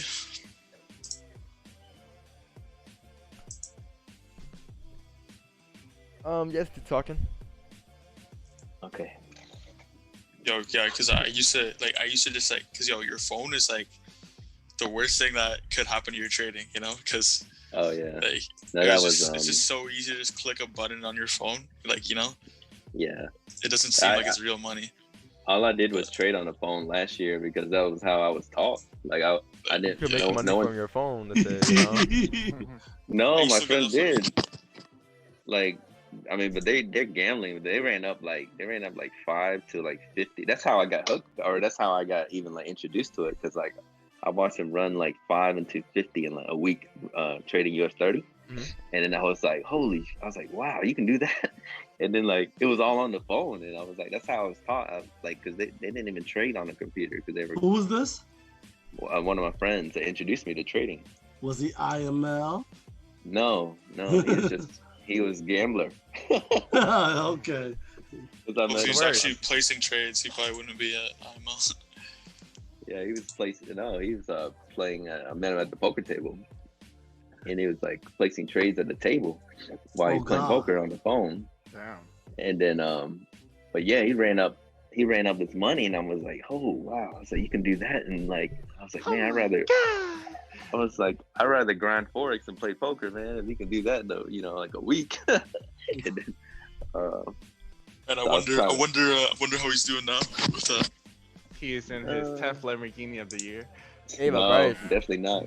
I kind of want to see how you're gonna do next couple months here compared to the months where you're over trading. Yeah. You're definitely Alright. gonna overtrade multiple times again, but like it's just gonna be a process. At least you're gonna cut it loose a little bit. What up, Wickstand? At least just know that it's not a good thing.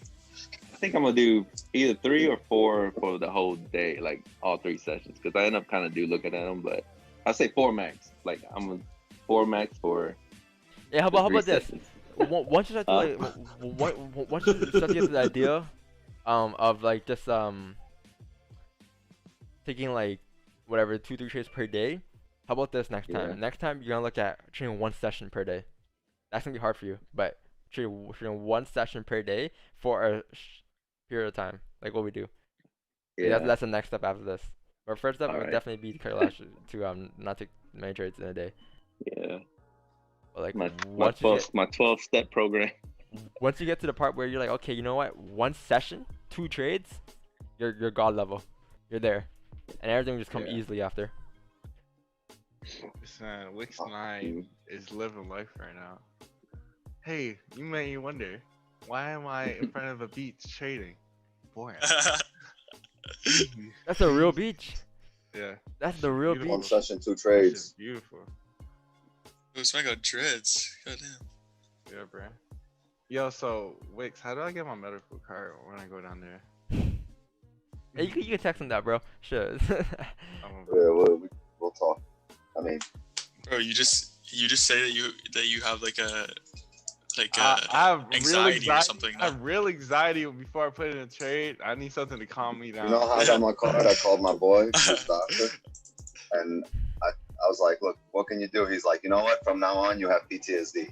Like, what? Oh, sweat. Damn. He's like, yeah. He's like, you're married? I'm like, yeah. He's like, you have PTSD from your wife.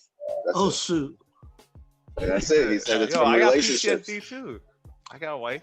She broke up with me. He said, you want me to do it from a car accident or from your wife? I was like, nah, let's do it from my wife. Yeah, do mine for a car accident. Do mine for a car accident. No, you can just say you have sleeping problems.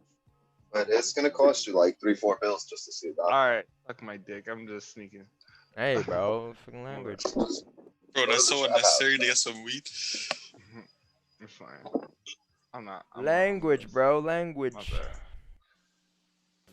Yeah, it's like you guys off it's the like streams, man. it's like it's crazy how like you still have people in prison for what's legal in a lot of states now. Huh? Facts. Yeah. We're Yeah. playing. Literally, Shit's playing. retarded.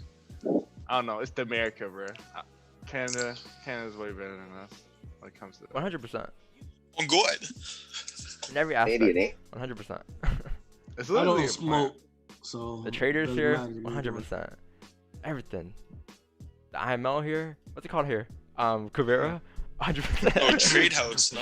No, Oh, yeah, no, Kavera, no, yeah. Kavera. Kamara. Yo, if it wasn't for Kavera. Kavera, I wouldn't be trading probably. You wouldn't have messaged Hey, me. you, little I broke probably wouldn't have ass. messaged you. Hey, guys. you, broke Alright, ass. guys. boy. Come join. Come join my group. $10,000 a week. Let's go. GJ here, guys. I think once GJ here decides to come up and break this high, I'm It's probably having look. such a tough time here. I'm probably gonna look. Yeah, I had a tough time here. I'm probably gonna look to like move my stops up to this kind of low because Yeah, like probably like if you look at it this way, trend candle. if you look at it this way, like this GJ candle, this 15-minute candle is the first 15-minute candle of the hourly candle, right? Because we don't have an hourly low yet. This is a whole new hourly candle. So if this first 15-minute candle is making a new high, as we're making the low, this is now the hourly low now, right? This now becomes the hourly low. Look at the hourly. So I'm moving my stops to the current hourly low, which is gonna be the first 15-minute candle. So if anything in this trade, we'll lose like 3 pips again, 4 pips, right? But currently it's in profit, about 6 pips in profit, 7 pips. I think I'm gonna move my stops to break even here actually, and then let it run to 10 pips and probably close around that target. That was quick. Man, I was but- 10 pips in profit for like 1 second, 2 seconds. I'm like not Need even. magic keys, bro. You have it. Who? Maybe I need to use it. Oh, Metro what? Yeah, you gotta No use free it, man. promo. if you can't react quick enough, you gotta use it. 'Cause Bro, it was like- even sometimes when I'm that not, was so when I'm not quick. like 10% profit and it says to move a lot, I'll usually like get around 8-9 oh pips. my even. god, bro. Yeah, man, you gotta. Be Tiger. Yeah, be quick. But yeah, my stats are break even, guys. My stats are break even.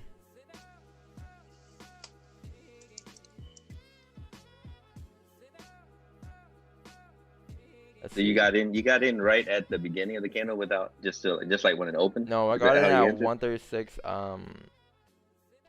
When it kind of like flipped, like 136 Oh, okay. 888, 136 901, Yeah. around Yeah. there. Yeah, Makes my sense. original entry was like around here. I'll show you. 36. Nah, that's cool. 86. That's cool. I was just wondering if you. I understand. It was around here. This is my original entry. 136, 86. Right there. Cool.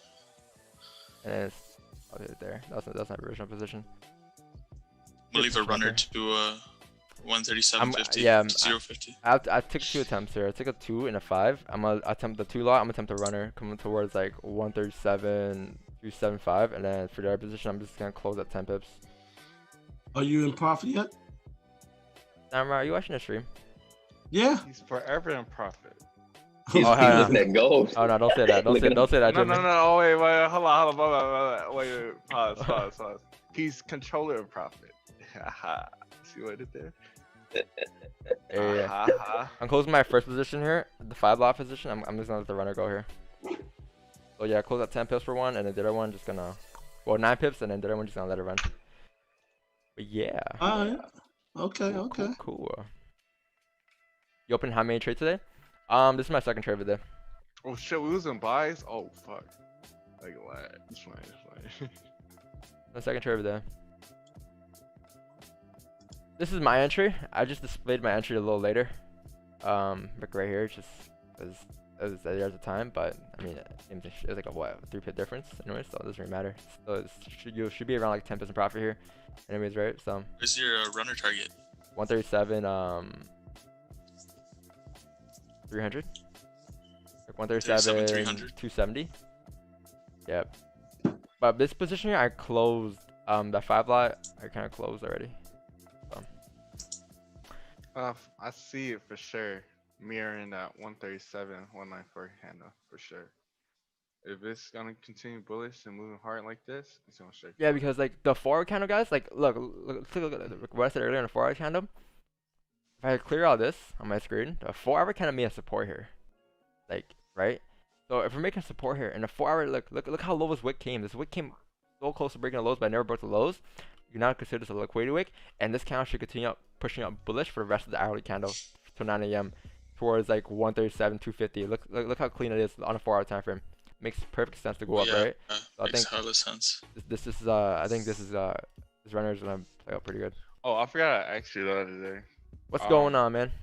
How do you identify like? I think you probably made a video or explained it like a little while back, but I forgot. How do you like recognize like strong areas of support and resistance again? 'Cause I think I lost it in my notes. What do you mean? Like on my screen right say- now, like where no, the like, line you know, I have, like, the when line I you have do- right now is a pretty decent Yeah. resistance you have here. Yeah, like sometimes when you be marking up, I'll be like noticing. You be like, hey, when you do like the weekly analysis, whatever, you be like, hey, we're in minor, major resistance or support Well, area. Yeah. so like, yeah, minor would just be like minor levels where prices like tapped, but it hasn't really like it's tapped, but not as much as before. Like not as much as the major ones. The major ones will tap like on a higher time frame, like those are major levels, and small time frames like minor. I can say that. That's the easiest way I can say it. Like for Yeah. example, like if there's like a little like on like the 30-minute time frame here on GJ, there's like a minor resistance right here on GJ at like 136.884, but it's a very minor one. But on like a higher time frame, that's no resistance. That's just none. But on a higher time frame, the heavy resistance will be at like our target, which is at 137.054. So it's all higher time frame or small time frame. I got you. Yeah. So it's like I'm looking at the hourly, and like this zone that we're in right now, this is like the make or break zone for GJ. Mhm. Like I'm looking at like I'm looking from 14th to the 19th, and then that whole week. If it gets in this area, it either booms or busts, literally. I'm even looking back from like early October too, boom or bust area, literally. Like look at it. It's either finna drop or finna fall. Last week, or basically last few days of October. Shit. My bad. Sheesh. Where? Even look at 4 hour. So much taps in this area. But like, yeah, I think like I know you see there's taps in this area, but what's it Yeah. gonna do this time? Like whatever it did in the past doesn't really matter what it's gonna do. Like it's not always gonna replicate what it's gonna do in the past. And I feel like if you just say like, oh, in the past it came down here, like and you expect it to come down again, but like current situation right now it's bullish and it looks, and in small time it's gonna break the highs. Like it makes no sense to just look in the past. Like, oh yeah, you rejected this in the past, it's gonna reject it again. You know what I mean? But you Yeah. could use past data as like a resistance. Like okay, we need to close above in order for us to continue up. Yeah, I mean, But- I use past data as like that. I don't Oh, okay. say like past data. Oh, when it gets here, it's on drop. Or when it gets here, Yeah, it's on drop. yeah. Cause I know I just like look at it. It's just like I look at it like a time frame when it's in a certain zone. I just look at it like, okay, in this area, just follow the trend wherever it's going. You know, like in this range area that it usually gets stuck in or whatever. You know, don't assume it's finna just, you know, go one direction. You know, like it's going a whole different one. Just follow whatever the current one is, but use the past one to look for like key target areas and like key, you know, support and resistance.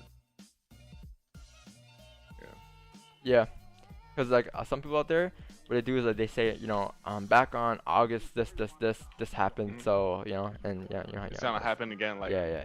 I used to be one of those people, but I just I got that out of my mind like a long time ago. Yeah. I'm about for stuttering, bro. I just woke up. 7:15 around here. Yeah, They got to upgrade that device on the market. They got an upgrade where you can click that button and your stop loss will be moved to the candle before. That's just oh, nice. honestly, Yeah. That's cool. Yeah. slow. Wait, Dom, when did you end up getting in that trade? It was at a. When I it was think it was flipping, at- when it was flipping, cause like when the account opened up, the first thing it did was came down. So I'm like, okay, if the first thing that's coming down here, I anticipate that that's gonna be like a little low being created for us to continue up. So then when it kind of flipped, I just got in. You got 10 pips, right? I got 10. I closed. I had a 5 and a 2. The 5 lot I closed full and the 2 just have a runner. Both are risk free right now. That's-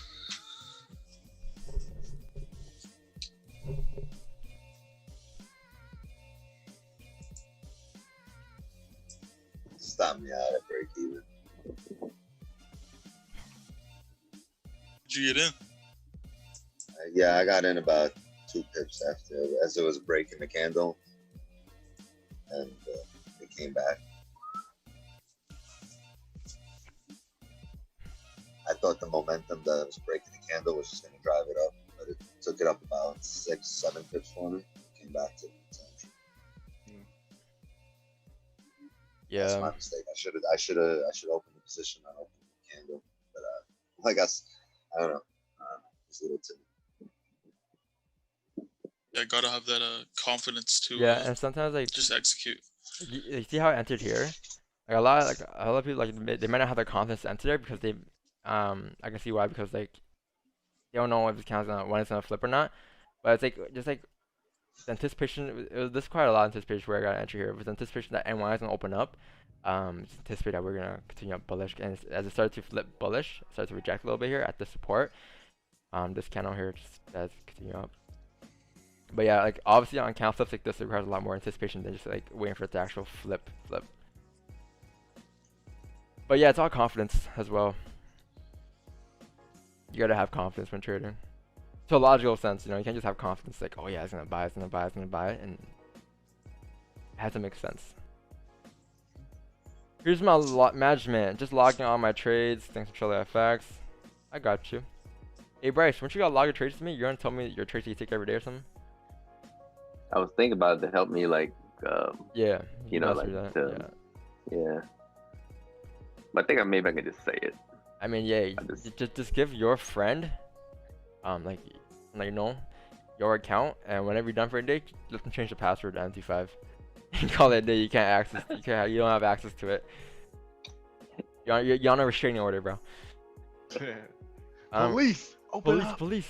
2 trades per day. Open up. You're overtrading. You're overtrading. Rejection from 4-hour resistance. 4-hour close bullish at support. Okay. 2 30 to 15 minute count close engulfing. Okay. 3 resistance form. Okay. Again. Initial stops below 30 minute. Move stops to break even after TP1. Oh, nice. TP1. Nice runner. Nice. Yep. I think this is a good trade. Yep. I think stops are break even. Yeah, should be good. This song is so Yo, familiar. Don, Yo. are you getting the PS5 like when it comes out? No. I'm gonna wait. No? Nah, I'm gonna wait a bit. Why not?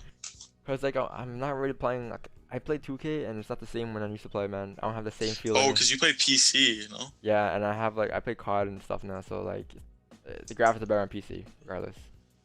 It's like, you know. Yo, are you trying to sell your do you have, if you're trying to sell a PS4 controller, let me know. Yeah, you want one? You want the I'll scuff ship it one? over. You want like this one? Paddles on the back, or you want a regular one? Oh, I just want a regular ass controller, bro. I'll ship you one, bro. Let's go. Just ship me one? For free? Ship. Actually, you can't ship Oh, from I- US, can you? Oh shit. No, Can you? I forgot. Yeah. It's What the hell? Yeah. it's a No, thing I'm- happening. Yeah, I don't think it's Yo, gonna do it Jimmy, right now. how much, bro? I'll give you like 20 US, 20 US? Shit. I 25 mean- US, something like that. Oh. That's like Yo, 40, shipping's that's gonna be 40 shipping's gonna be Canadian. like 20 bones at least. Shipping is finna be 20. Go on Kijiji, bro. It's not even worth it. Yeah, I might as well just Unless buy it, bro. Jimmy's gonna send it for free, it's not worth it. Why not? You might as well Yeah, go to AliExpress. unless Jimmy 50. just wants to be like my boy, like, you know, like And not be a dick and like. Sorry, man. Your boy down bad. the part down bad. I'm finna declare hood bankruptcy and sell my PS4. Both of them. That's hood I bankruptcy. looked on bro. Kijiji the other day, bro. All like there's like literally like fucking Oh, free promo. hundreds of ads within like What is it? a though? week for Is PS4s. it like a Canada eBay or something? Yeah, it's like Craigslist pretty much, just like that's what's up. more refined than like Do y'all local, have a you know. offer up in Canada? You gotta do that too?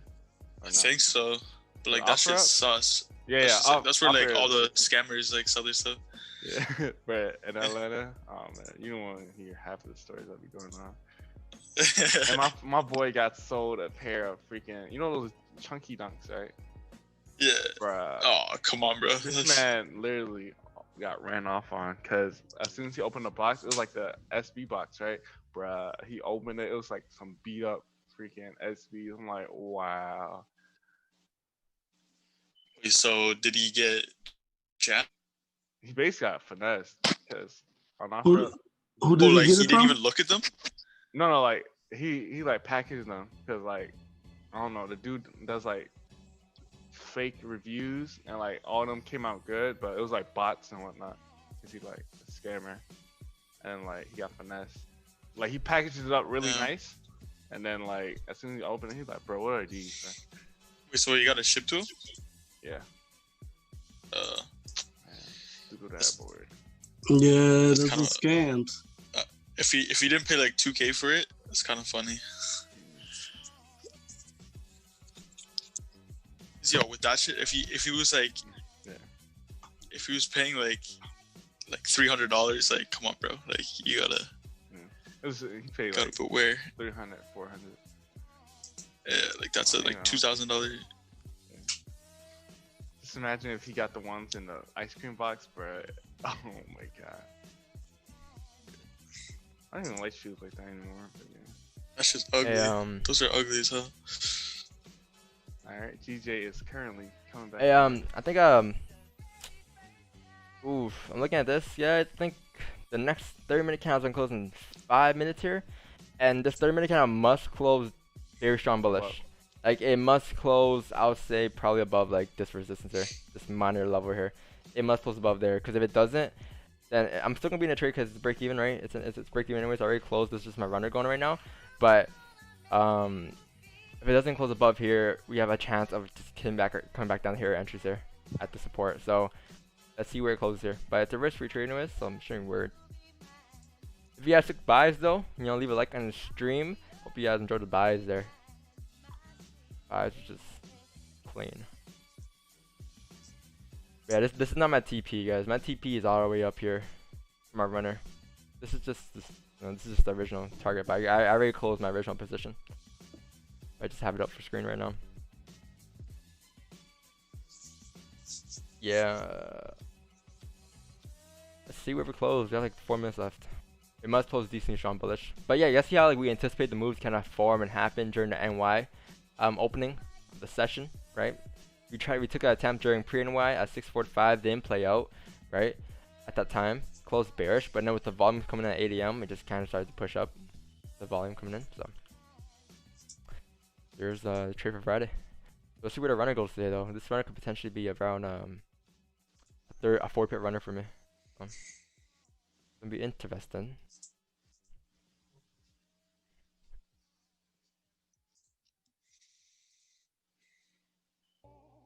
In runner positions, I'm not gonna touch it. Runner positions is either break even or a target. You don't really touch runner positions after you have closed or partials, whatever you did. You gotta let it run. Shit. Oh, there we go. Runner position get tapped there, guys. Oh, shit. whoa, There it is. whoa. There it is. Whoa. Oh, TP, I what the hell? TP smack, guys. Damn. I closed full my runner position, guys. There it is. Like, TP There it smack. is, guys. What happened? Wow, what Oh. a anticipation. 4 out. Oh man. Gotta be Boris- news. That was news. Boris 100%. Johnson 100% news, man. Boris Johnson said, "Here you go." 100%. Yeah, Wow. Boris No, just blessed us one time. No. But what really happened was this. Nah, it doesn't say anything Wow. right yet. 38 pips. Let's go. Let's get it, guys. What a great Damn. day out of a Friday, man. 38 Noise. pips for the runner position. Sheesh. Yo, it's, I Ah, planned it out busting. and everything. Man, you know, feels great. Feels great. All on a right, Friday off like time this. to sell. Time to sell. Let's get it. I'm playing. let's Wow. do Bruh, it. there I it closed is. early. I'm not gonna lie. I closed early. Got out with $30. Got me full tank of gas. We lit. What? Damn, No, I it's can't not. believe it. Stop me out of break even. Mike's down That's right. crazy. Ouch. Samurai, you gotta manage your host. Yeah, yeah. Oh. Oh, I'm sorry. Whenever you My have a stuff family going on- member was calling me. No, it's alright, bro. It's alright. Literally, I don't see nothing that made it jump like that. It'll drop in like 2-3 minutes. No, Yeah. it's Está fundamental. All right, let me hop on 1 minute. Let me hop on 1 minute. I'm finna get real sniper. I'm finna get real sniper edgy. Rubber stopper Jimmy. Fundamental. Hey, I'm calm very down, little afraid bitch. right Shit. now. I'm finna go Super Saiyan. I'm very afraid All right right, now. full account on the line. Let's go. We in sales. Let's get it. Look at us. Rest in peace for anybody trying to sell without. Yeah. Without stop.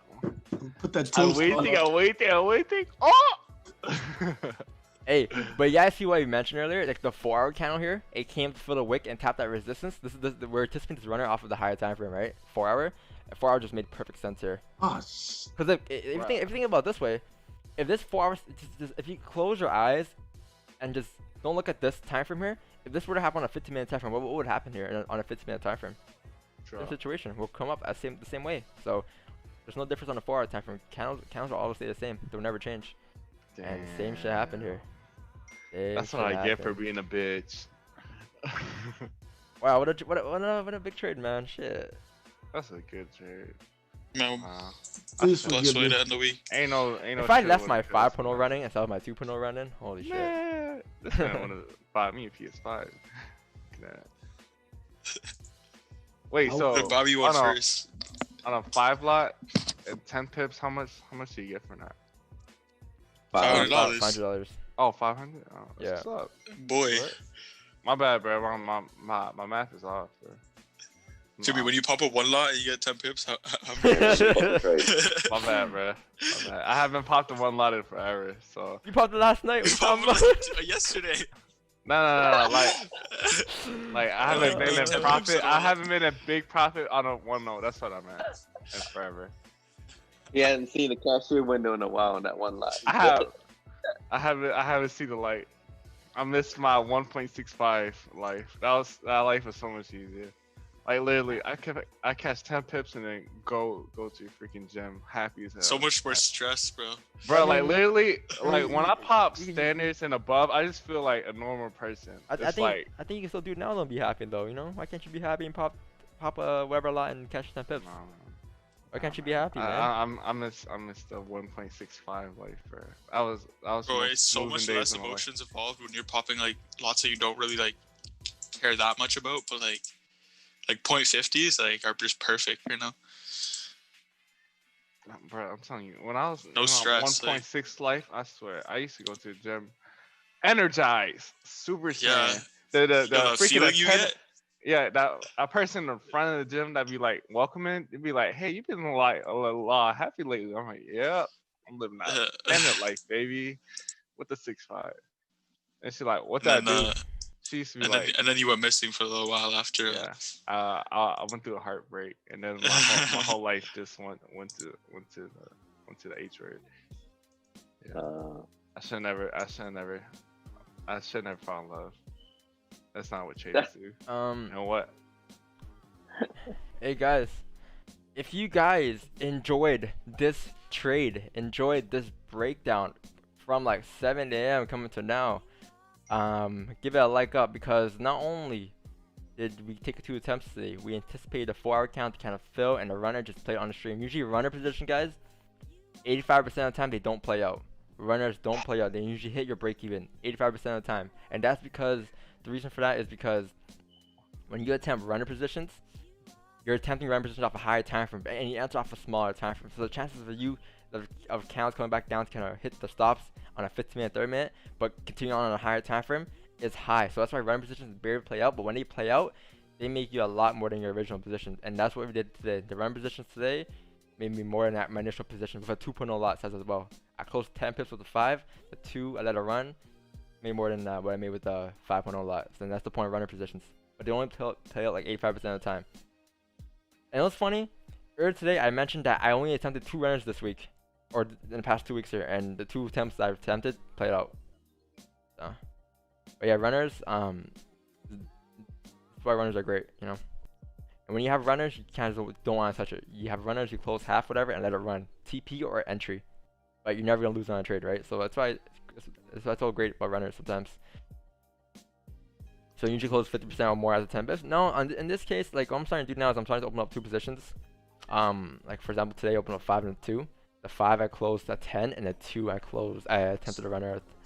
I could have done the opposite, but it was a Friday. I wanted to secure most of my profits at 10 pips, so that's what I did. I was So dead Don, ass do you in my have- first successful runner attempt, like ever. Really?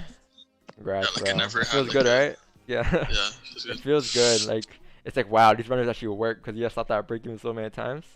But yeah. Do you Should do that when on you just get that all big your- win, like What happened?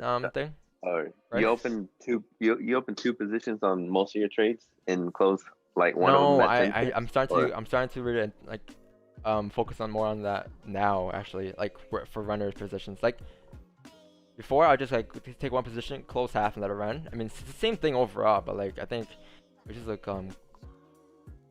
much cleaner. It's just bigger lots basically. You're doing the same thing but bigger I lots. broke- 'Cause- Yeah. I broke that Right, trade yeah. down pretty good. Hey, see my candle game, market section Okay. game getting better. It's lit. Run that shit back. Clearly said what candle was going after, and I went straight for it. Went for that neck, boy. Yeah. So anybody see? Was there any? There was no news or nothing. Let me check. Let me check. Oh, I think it was on 4, so I Yeah, came there out was. after that happened. Right here. oh, Whoa.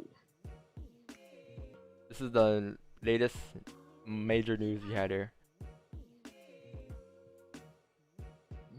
did that just happen? He said he setting up the cake, bro.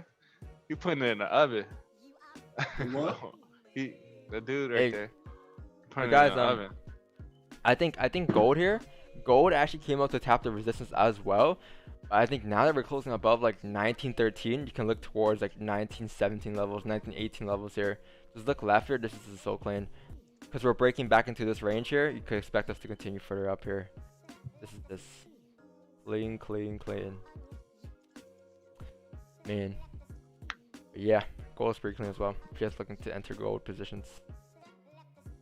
See, small play. Don Dizzle. I see you, boy. Yo, you know how rare it is to have runners on stream? Because you're on stream for a short amount of time, right? And runners usually go for like a lot longer. But to have Alve go on stream is pretty crazy. That was a spike. Yeah, that was some news we had there. I'm gonna hop off or I'm gonna get FOMO here. Thanks for reviewing analysis. No worries, man. Take it easy, man. Hope to see you on Monday. Hope to see you Alright. on Monday. Sniper entry Jimbo has entered the building. You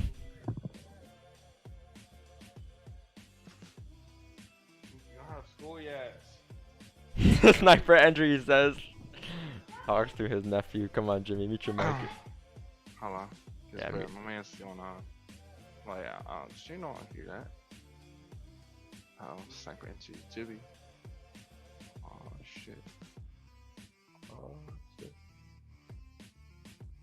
You're entering position here? Oh shit. Hey, it's lit, y'all. Gotta be trolling, Jimmy. Gotta be trolling. Damn. Dude, bless you. I'm playing. So it was Bretic news? Yep. Figures. Yeah, he sent up the pie, bro. Yeah, it was breast news. Baking the cake, bro. The yogurt's already in parfait, bro. Can't do nothing now.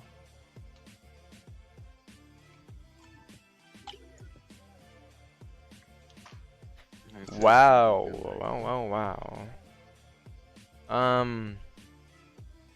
What was I gonna do here?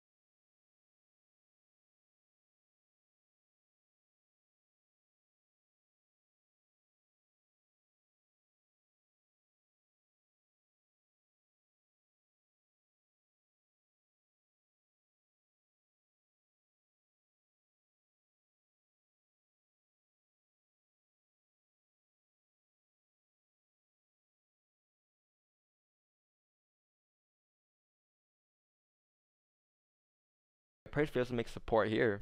We're gonna come back down to the range here. All the way back down to range to trace the whole move, right? But if this support respects, we hold it, we actually close bullish as support here. You can look for buyers going out to retest the highs again and then eventually continue further up towards the next resistance level.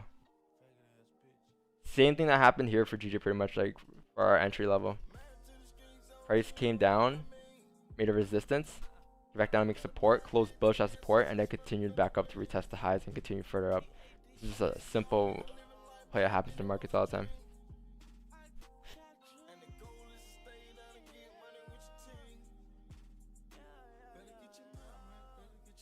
Oh no, I don't want to play.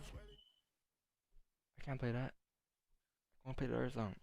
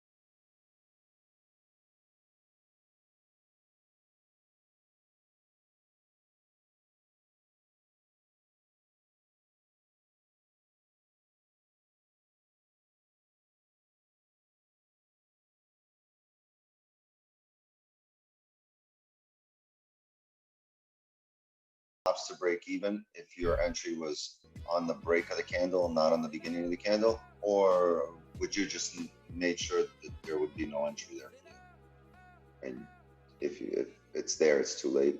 Because I took it on the break of the candle and then it came back. On the break, yeah, on a break, I'll probably put current candle low.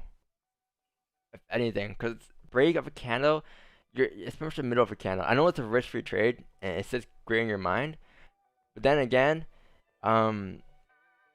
it doesn't make logical sense. Like I'd rather have it below the current candle low, if anything. Watching my screen right now, like if you enter on the break of this, I think instead of the original stops, I would have moved it up to like the current candle stops below. But break even is gonna be out by a pip and then went back up. Wait, where'd you put your stops? It took me out by a pip. Oh, yeah. Right at the break of the candle. Yeah, yeah. Came, hit it by like yeah, because breakout candles are very risky, just because like it's the middle of a candle. It's not a low or high or anything, right? But if you put this candle low, this trade had a higher probability of playing out than this.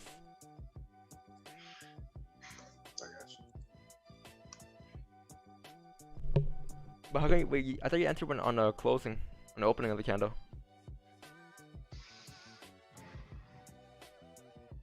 No, I took an entry on the break of the candle. I said I was like two and a half pips after you. So it hit around 7.5 pips for me, and then came back, stopped me out. And once I went to 7 pips, I put it at break even, came back, stopped me out, like skyrocketed.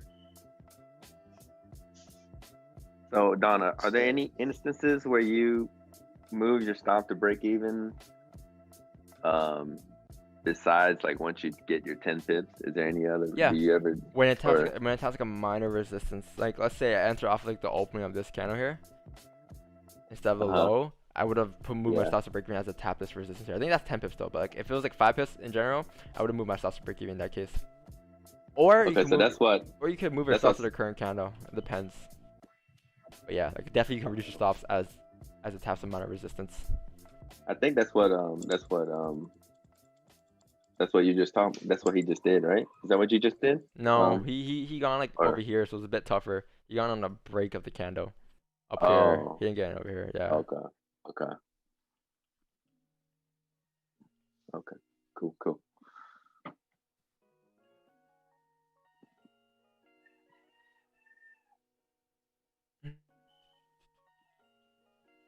What do you think about gold? Yeah, what's going on?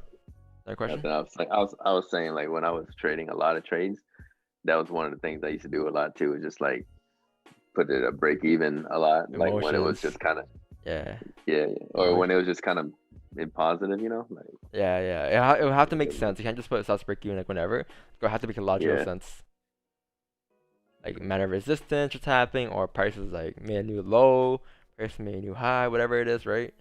But you can't just, oh yeah, it's in profit, I'm move starts break even. I don't want to lose. That's just all emotions. Yeah, let the trade play out, right?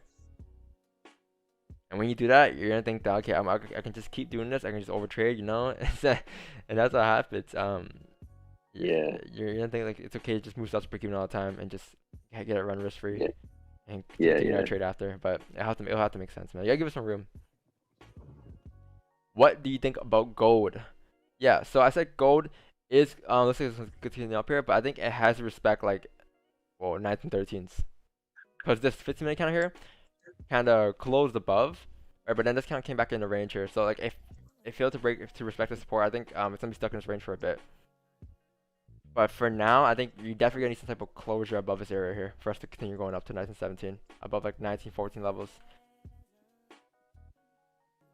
But yeah, it had to respect like 19. I mean, the hourly's still open, right? Is it?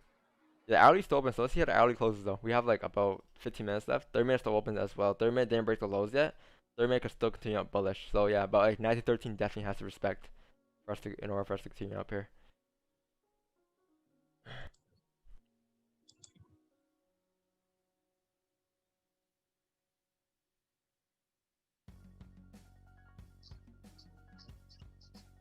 But guys, like like I think key concept today, man, is keep losses short, man, or this week in general. Keep losses short, because the smaller your losses are, the bigger your wins will look and will be, right?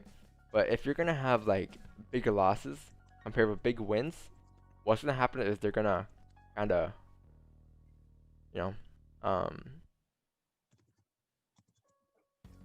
combine together as a break-even trade, positive, negative, nothing neutral, nothing really happens, or even negative, right? More negative because of commissions. But when you have small losses because like when I take trades, man, my focus is never to wins.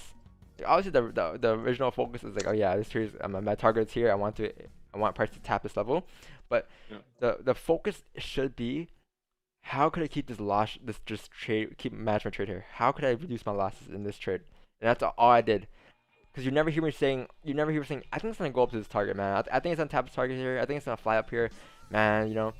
I say on the streams majority of the times, what I say is that I'm gonna move my stops to this kind of low, and I explain why I'm gonna do it, right? And that's the main focus. But if you're focused on just the wins, those losses are massive for you, man. Because that's all you're gonna focus on. You're gonna risk a lot more just to get bigger wins when it doesn't make any sense. But when you keep losses short and you risk small amounts to get big wins, that's what's gonna keep you in the game for long term. And that's what's keep you winning. And I think that's pretty key, man. That's pretty key. And losses short don't just mean, cut your losses short at 1-2 pips just because you're in drawdown. It has to make sense. It has to make logical sense. Cut your losses short when like you see a Price, candle break too much above or too much under. Breaking a low, breaking a high. When you understand that, because like when price breaks the lows and highs, it's gonna go to the next support, next resistance, right, wherever it is. Or it's basically like if the trade doesn't feel right, just no. That's more emotions. Like it has, because feel is feel. Feel is just whatever. Like, oh, you can feel that doesn't make any sense, but it has to, like, logically looking at it, it has to not make sense. Like logically looking at it. No, like that's all I mean. Like if it doesn't make sense, like if you like think it over like a few more times while you're in it, just straight up close it. Cause you just like keep overthinking it while you're in it. I feel like that's more emotions. Because when you're like, for example, when you say like, oh, I feel like this trade's not gonna play out, like that, isn't that feeling? That's feeling, isn't it? Like that's like something you have inside of you that's telling you that you shouldn't be in a trade. But I feel like that's gonna give you more emotions. So I feel like current losses short should be like, it has to be like tentacles. It actually makes sense. Like when it's breaking lows and highs, that's when you get out. But like when you just when you're saying like you know what, I'm gonna get out of the trade here just because I feel like it's tapped the resistance here. I don't want to be in it anymore just because I wanna, I don't want to be in drawdown. I mean, isn't that just emotions, right? Like I feel like that's just emotions. But like for example, if I were being a trade here, for example, earlier I got on a buy here. Let me zoom in. I got on a buy here, and price closed bearish here. I didn't get out because I felt like it was. I felt like I didn't like the trade anymore. I got out because this candle told me that we closed bearish here and we could continue back down here. And that's why I got out because we closed bearish here. But like, yeah, one thing I seen you do that a lot. That's something I don't have, like that I've seen you do a lot. That's good. Like I was like, man, that's cool. Like, you always like I just hold and wait for the to my stop loss. But when you see it reversing, I've seen you close that a lot. Yeah. Like, cause you gotta think of the trade from the other's perspective. Like if you were in a buy here, what would you do in a sell situation? You know, like if you were, for example, if I weren't in a buy here and price closed bearish here, wouldn't this be a sell opportunity to come down? Because we are closing bearish. Well, not obviously a high probably sell up here, but it's still some type of opportunity that we could come down here. So there's no point of being in a trade anymore, because you already know that price is gonna continue to come back down here. You already know that as it's closing bearish, right? Right. Like let's say here, for example, let's say like this count here decides like Colo's like bearish here at resistance here, right? Let's say we do this, and then let's say you would anticipate sells coming in now because we closed bearish at resistance. You anticipate this counter coming come down in the range here. That's what you're anticipating. But if the next counter were to come up and break this high, look left. Where are we gonna go? To the next resistance, right? So there's no point in you holding a trade from here to the next resistance because you know that price is gonna shoot up after it breaks the high. You know what I mean? So yeah, treat your stop losses the same way you treat your like turning losses short. But yeah, like I don't know. I feel like if you just go off of like emotions would be like, oh no, like I feel like you're down like $50. You want to get up because you're down $50. You don't like the number. Like I feel like that's all emotions, and it shouldn't cut your losses short because of that. Because that makes no sense at all. Because $50 could be anything on any account size. The trade just generally has to make sense.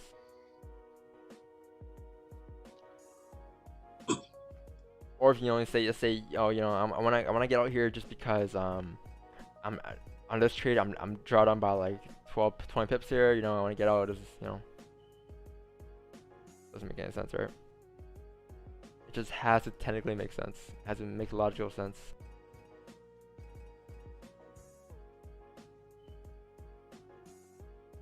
If a current high level reverse candle is that okay? No, not a reversal, man. Because a reversal is different. Reversal is like more of a higher time, like a trend reversal they're looking at, right? Reversals don't happen within one candle. You'll see a trend reversal when a trend actually reverses. Like let's go on like the weekly, for example. Oh yeah, that's another thing I was gonna ask. Like, how do you identify like trend reversals more easily? Yeah, so like trend reversals, like if we're going to weekly here, like this is trend reversal. You have like, for example, in this case, you have a huge bullish move going up. What do you see in this trend? Bullish. Yeah, so this is a bullish trend, right? But like when you have something like this, what do you have here? Or like this.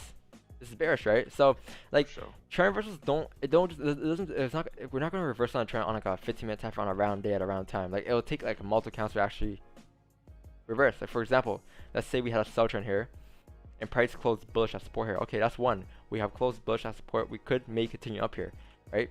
But once we actually start to break structure, for example, we have a resistance here and we have a next resistance above here. You identify this as your range here. As this counter here close back into the range here, you can now see that we're going to start to push up here. And now you can understand that by following the trend, the support level that we just broke, by breaking that, we're going to continue up bullish. And this is now an uptrend that we're going to continue up going. Right? Another example would be like, for example, this case. Like, in this area, we had like a little resistance form here. You didn't have a little support form here. We broke below this area here. Look left, we have clean traffic. You can identify as a sell trend now because we're probably going to continue down towards this level. And that's what happened here. So within this weekly candle, I will have been looking for sells on a smaller time frame, on like the 15-minute time frame, on a 30-minute time frame during the New York session or London session, right? Whatever it is, I'm trading. But that's how I kind of identify trends. It's usually a higher time frame. So when people say, whenever you're scalping, you're only looking at small time frames. That's not true, man. Because whenever I scalp and stuff, like whenever I do this stuff, like we scalped this morning, I marked everything up on like a daily down to like the 4-hour time frame to like the 30-minute time frame. The runner position wouldn't have been a runner if I didn't look at the 4-hour time frame. So you gotta look at all time frames at all times. But you'll see a trend change when the trend changes, man. Like a trend's not gonna change like right here. This is not gonna be a reversal coming down. Like it could be, but you never know, right? It's a small time frame. So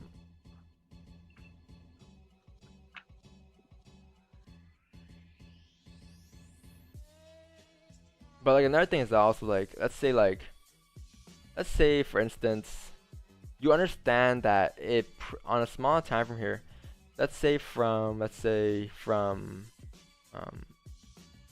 like let's say from like this resistance to like this the next. Okay, actually, I'm gonna draw it out.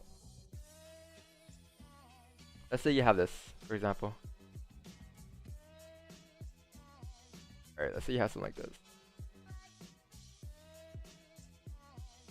Alright. On any given day, any given time, this is like on like a 1 hour time frame, right? Let's say that.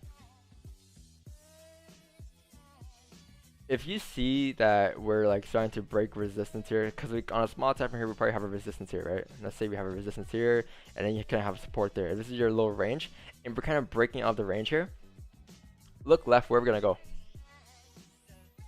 right?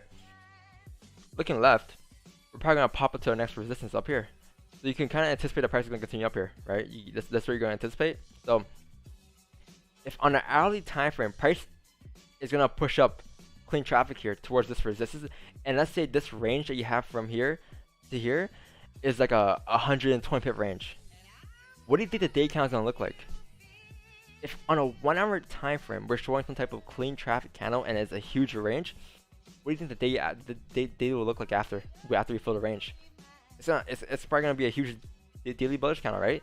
So then you can kind of anticipate the small time frame leading to the high time frame whenever this happens, because you understand that the small time frame is a huge range, and we're breaking to that range. If we come to fill that range, the day is gonna close some type of bullish, strong bullish as well, and that's how you kind of lead small time frames into bigger time frames depending on the ranges. Because we understood that. Look, take a look at this. Actually, that's it. That's all I gotta say for that. I'm talking too much now. Too much gems dropped today on the streams, guys. The stream bro go crazy.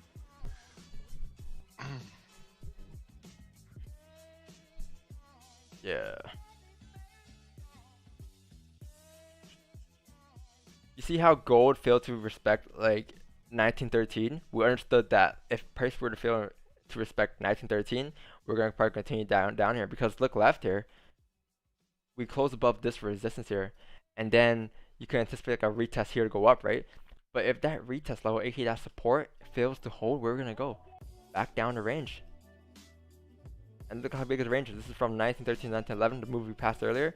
We're probably gonna come down and fill the entire range. Therefore, 4 hour time frame will be bearish now. Alright, see, 4 hour is bearish now at resistance, and that leads you to like the 4 hour now. Look at the 4 hour time frame now. What happens on the 4 hour time frame? If the 4 hour here closes in 2 minutes and closes bearish at resistance, high probability we're going to probably continue down for the rest of the day, coming down towards like 1906. Because look left, since we close bearish at resistance here, we're going to follow the sell trend. Therefore, this candle, the next candle will come down to the bottom of the range here, come down towards like 1907, like this. And that was from the small time frame leading you to the higher time frame. That's why you always gotta use like our time frames to your advantage and take advantage of all time frames. 15-minute time frame, 1 hour time frames, whatever time frames you're looking at. The daily to the weekly, one leads to another, right? So here you guys have it. Here's gold.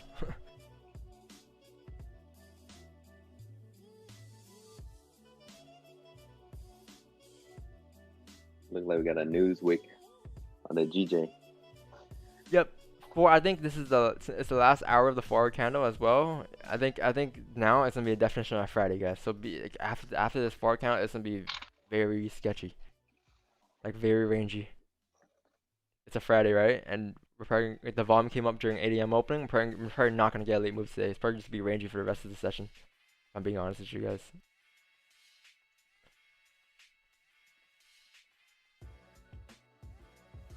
But if this support fails to, you can anticipate sells probably for like maybe like the next. This could be the last move that can happen though. If this support breaks here, we're probably gonna continue down here, back in the range. This is a nice little 20 pip range you have here on GJ. If that support fails to hold.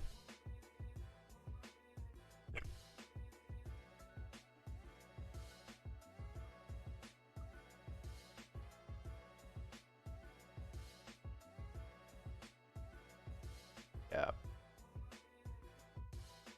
Yeah, we should continue down here. Looks like we're gonna continue down towards like 136.844 here. Pretty clean. This is pretty clean now.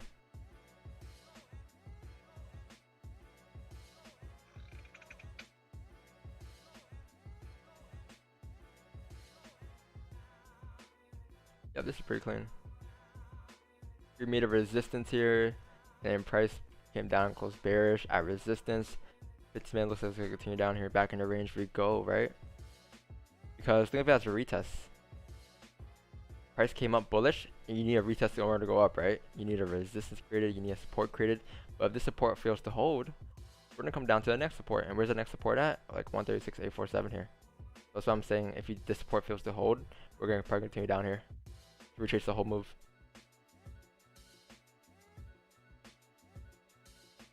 Do you trade directly on TradingView? No, I don't trade directly on TradingView.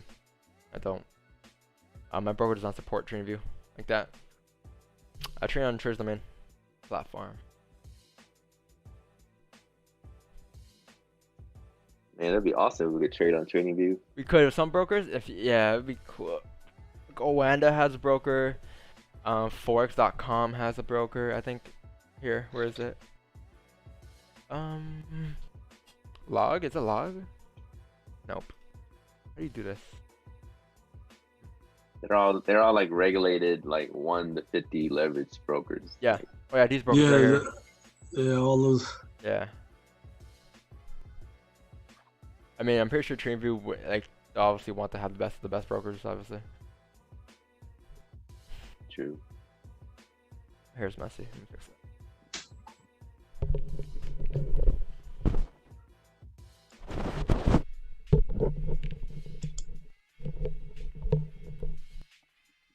Is Canada getting regulated like US also? Real bad? Our brokers are gone. Yeah, Advantage FX is gone. We have like those, Trader Man is still a thing, but yeah, Trader Man is like anywhere. Yeah. So it's not regulated. But like as far as your Canadian brokers, they like all went to low leverage or they took out Canada and US. First they took out US, now they took IC markets did the same thing. They used to have Canada, they took it out, and now Advantage FX is doing the same thing. I left Advantage right before they announced it, so I mean I'm pretty fine with my new broker here.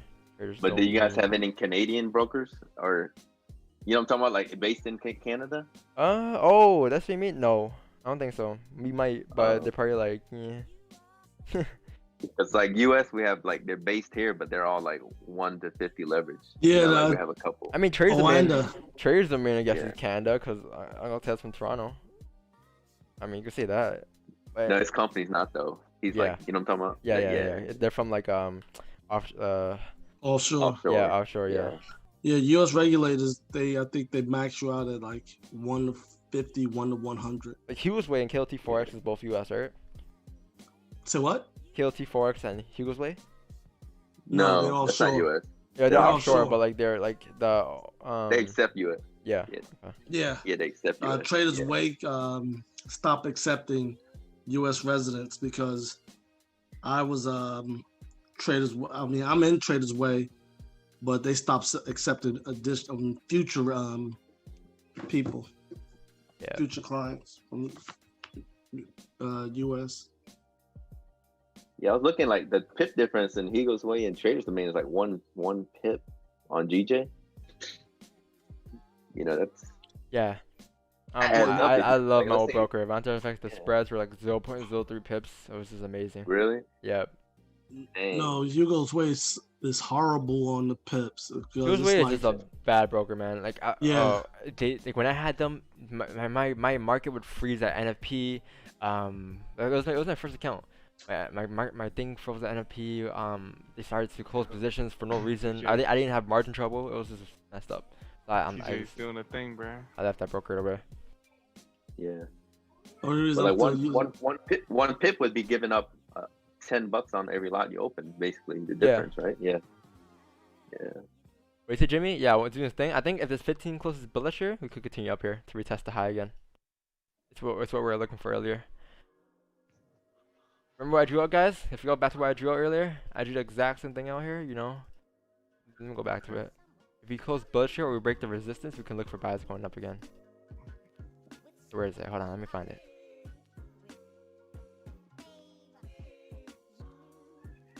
Alright, man. Did I draw this much? Jesus. Here you go. Here we go. Coming. Here we go. Here it is. Here it is. It's coming. There it is. Oh wait, no, that's not it. There it is. There it is. Right here. Yeah. So we drew this out earlier. Right when it was bullish though, we anticipated a discount should close bearish here at resistance, and then we come down to make support. If we actually close bullish here, which is this 15-minute candle, we can look for buys going back up to retest the highs again, and then attempt to run it going further up. Right there, right? So, yeah, right there. But we have to close bullish here. We must, because the 1 hour day closed bullish for wick fill, but it closed at resistance. But if the first 15-minute candle closes bullish, high chance the rest of the hour will close bullish as well. Yeah. Are you looking for buys, Jimmy? Because you haven't entered a position, have you? No, I only entered a 1 buy from earlier, but I got out a little bit before that jump because I don't know, I didn't feel comfortable. This is your second trade of the day? Might be. Oh yeah, if there is a trade, yeah. If there is a trade, if it sets up. It's Friday, man. It might just go back and forth on this line right under. Hey, Bryce, what you know about Fridays, man? You treat Fridays the same way you treat Mondays. like cells look hella clean right now, and then going for that. No, like yeah, candle. yeah. Like literally, like that's the only play I can see, but it's still like the 15 is still open. So yeah, this 15 is very key. I'm gonna just see however this 15 closes. If it doesn't closes how I want it to, then I'm gonna just hop off. Yeah. So if it closes bearish, it's I probably down here. want to wait for the 9:30 opening because I already know like the bullish movement for the continue. But then again, it's like. Well, how do you know that? Because if it's volume like this NY opening, the 8:30 open, then. Well, what if this candle closes bearish here in the range? Shit, it closes in the range and it's going back down. Yeah. No, yeah, but I think this candle is very key here. This 15-minute candle, 15:30, very key candle. This candle should indicate what it wants to do. What it wants to do as support here. It should indicate that.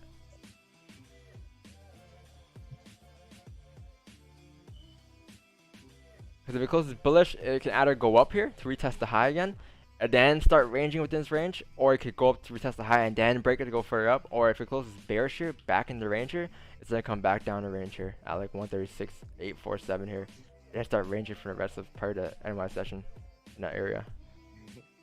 But there possibly could be one more move left in the GG today.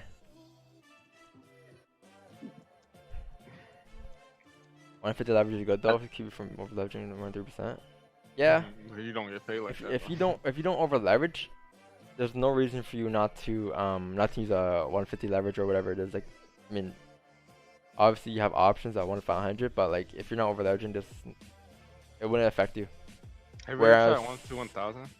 Yeah, I made a 1-1000 account but it was like one of my first accounts. I made it because I wanted to trade news, and I popped a 3.0 lot size on a 4.0 account. I mean $400 account, and I blew it. Ouch. Imagine if it went your way, though. I'm the best trader ever. This is my 85%. Of course. I was a new trader. That's all I thought. Every time I wanted to trade, I'm like, yo, I'm the best trader in the world, man. Like, no one can top me. I'm such a colt. Top gun. That's literally what I said. I am the best of the best. I'm the elite of the elite. Looking at it. I don't know. I ain't never. Hey, Samurai. Yo. You said that US 30. I know Eagles Way has US 30. Is that where you trade US 30 or somewhere else? Yeah, I trade US 30. They have all the indices on Eagles Way. Yeah, and there's no one else, right, for US? Really? I don't know. Since I've been trading, I've only used 2 brokers, Traders Way and Eagles Way. So I think I've heard about a couple others, but I'm good to go right States, here. Yeah. I was just wondering. Another I haven't heard. Huh? Who do you use? I have Traders domain right now. But when I first started, I had Eagles Way, and then when I was doing that crazy trading, I was FX Glory. Oh boy, FX Glory, the biggest scam, man. I swear. And then I've heard of KLT Forex also. Yeah. Osprey is the one the best brokers I ever found out about. US. They what? Osprey FX, one of the what best about brokers. Best? It's a good broker. Okay. No, FX Glory, they were They were good. I mean, they paid out I honestly on think, bro, time. no but free it's just, promo and shit. No free uh, promo. Oh, it's my bad. I didn't hear you. Yeah. No, I was gonna say like I was saying my opinion on my no free promo thing, but you can say whatever you want to say. Oh, okay. I wouldn't say no free promo for you. You can say whatever you want to say. No free promo. No, I was saying like for me like no type of promotion or whatever. But I honestly think the best broker that I've came across was Traders Mint, because Okay. for Wixnine, for example, when this guy got stopped though, or even when I first opened the broker up, and I didn't know that their ending time of the day was 8 p.m. I didn't know that's when their I thing know was that. refreshed. So I took a trade at 7:59 and I got stopped out. Well, it hit TP, but it didn't go through. I'm like, hey, this happened. How come my thing froze here? And they're like, oh, because 8 p.m. we reset our markets. It takes like 5 minutes to come back up, and then they repaid me for that. Another time was on like Wixnine here.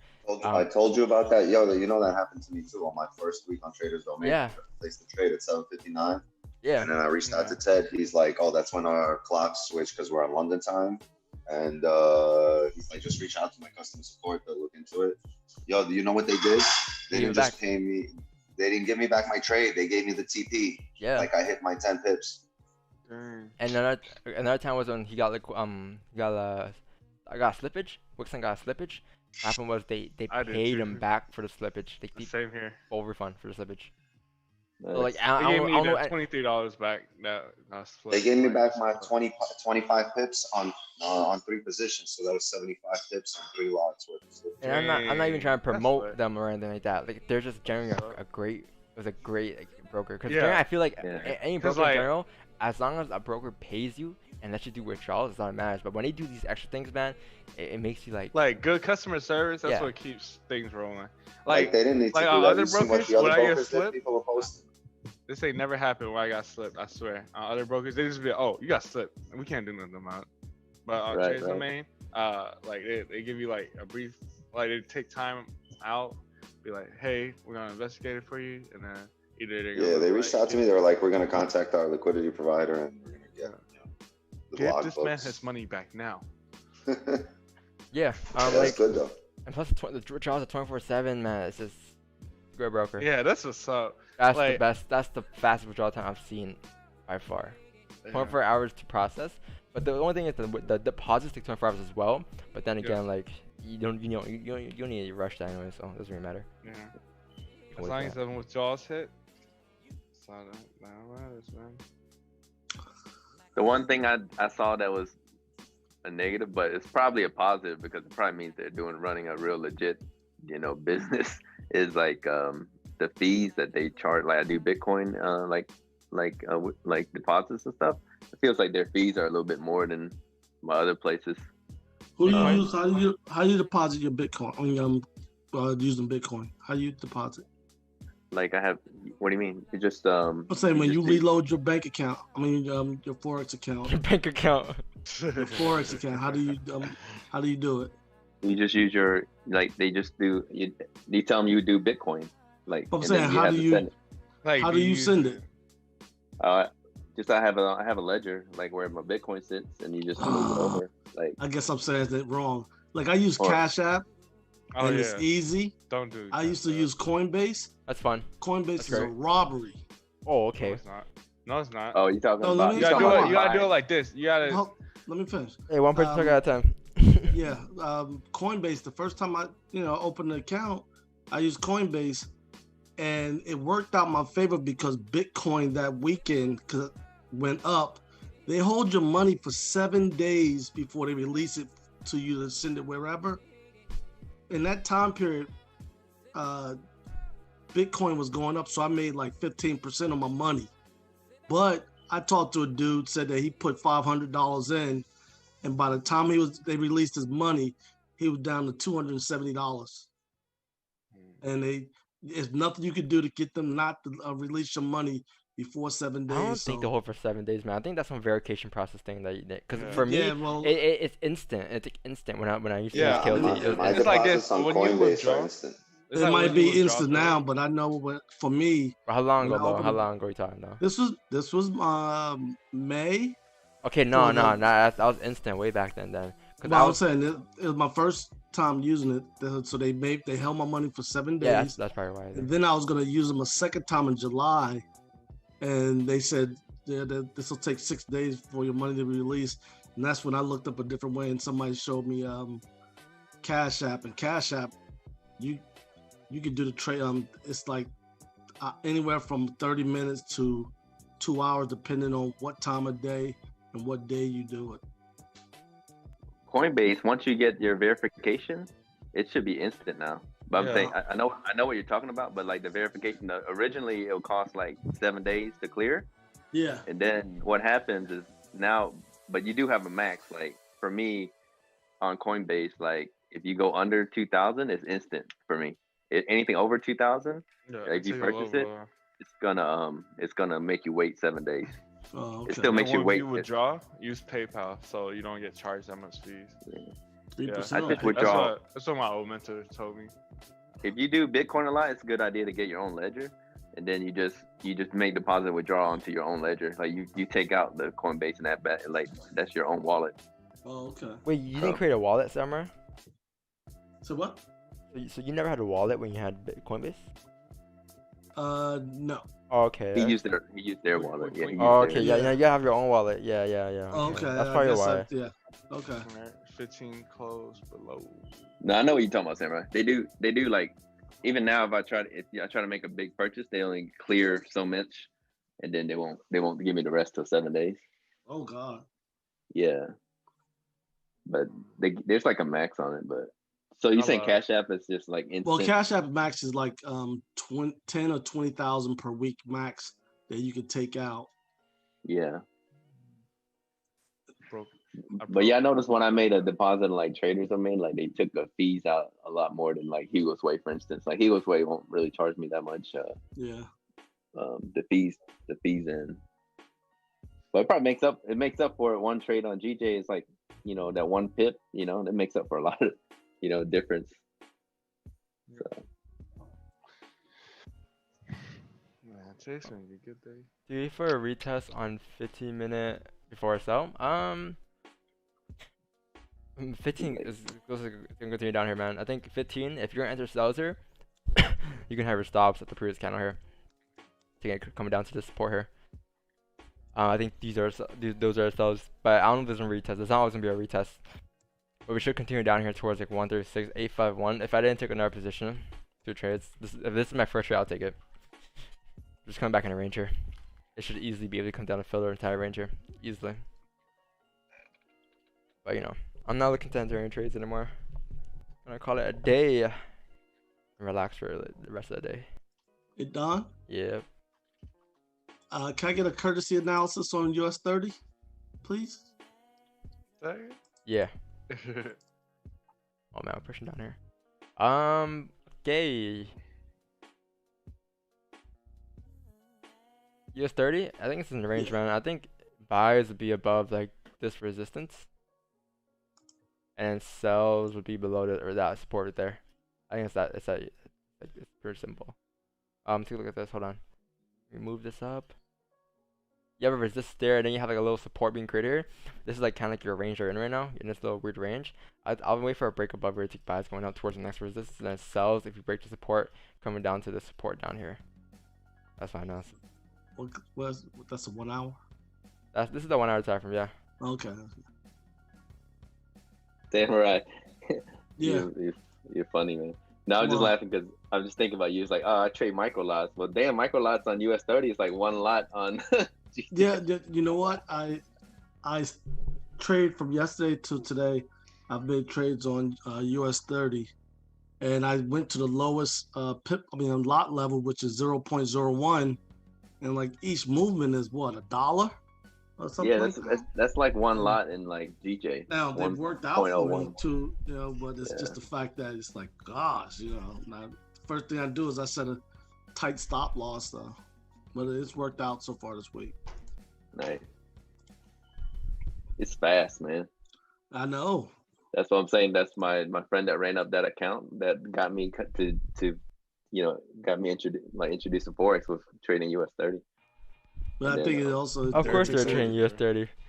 You're gonna make money so quick with US 30, man. It's so easy. Oh man, I No, used he to lost. be a He fucking. lost it too. Okay. He lost. Like I saw him. Like he didn't tell me. Like I saw he didn't keep it. He fucking lost it. They never. Come on, man. You do that. Man, Flip as stuff. soon as I hit my first big trade on US3, I would draw that trade so quick, bro. I was like the quickest $500 of my life. I'm Sunday open too.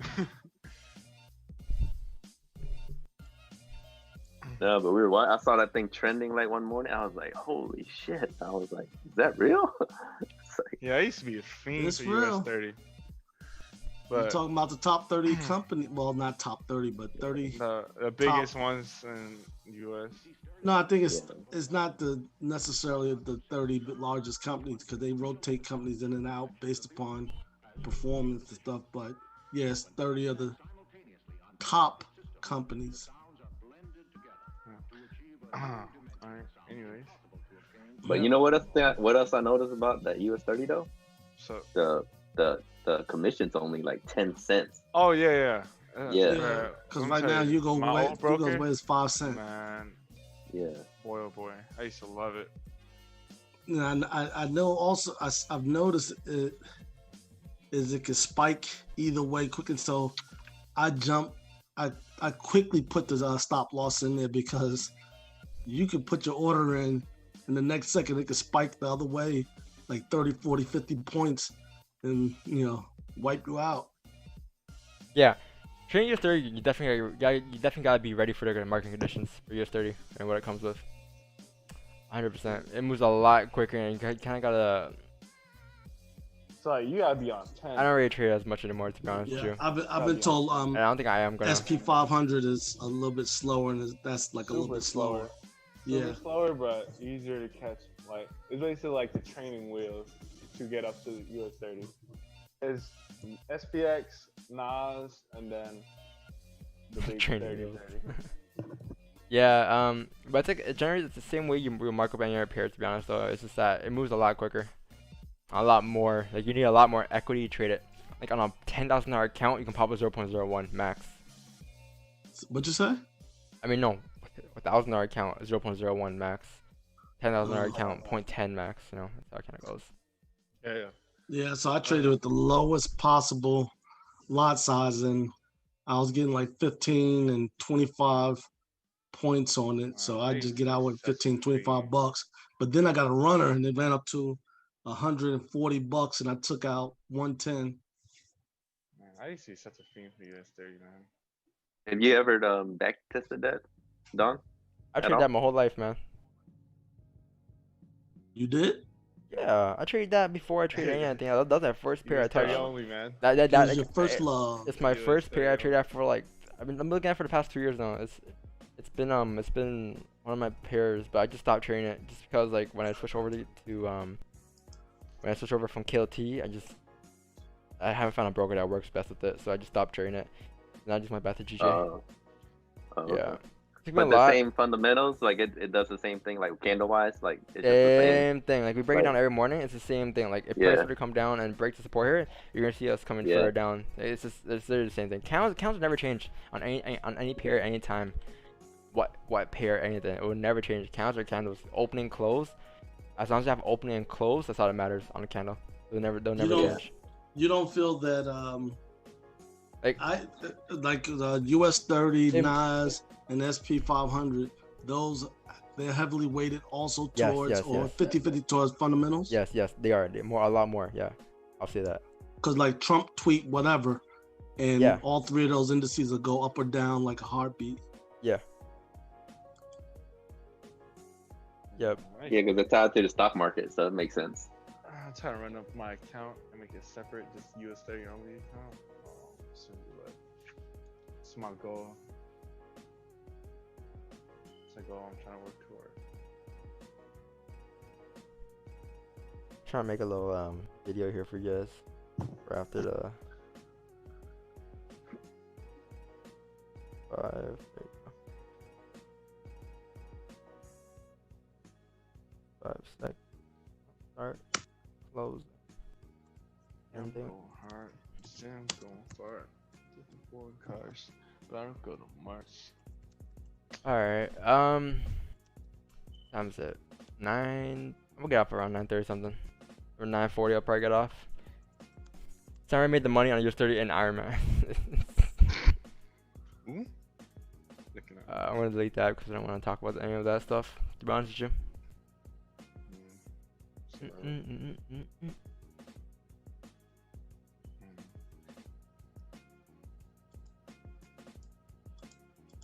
Any big plans for the weekends, fellas? Hey, then watch it. Actually, I'm not gonna bring it up. Actually, I was gonna bring up what happened last night. But This man finna pull up a card. no, I was gonna bring up the debate, but I didn't want to talk about that stuff right now. To be honest. Yeah, I was gonna talk about it earlier, but I was like, I'm not gonna talk about it because I heard what happened last time. That was a Bad idea.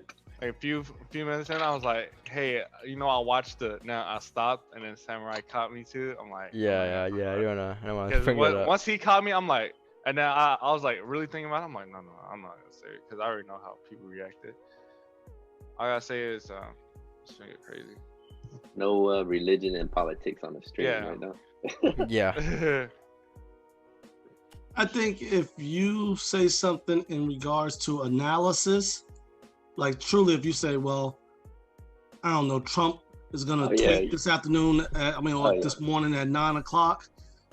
Yeah, but if you start getting into he's an idiot because he tweets 60 times a day and stuff like that, then that's when it becomes a situation where it's subjective and that's when the war starts. Yeah.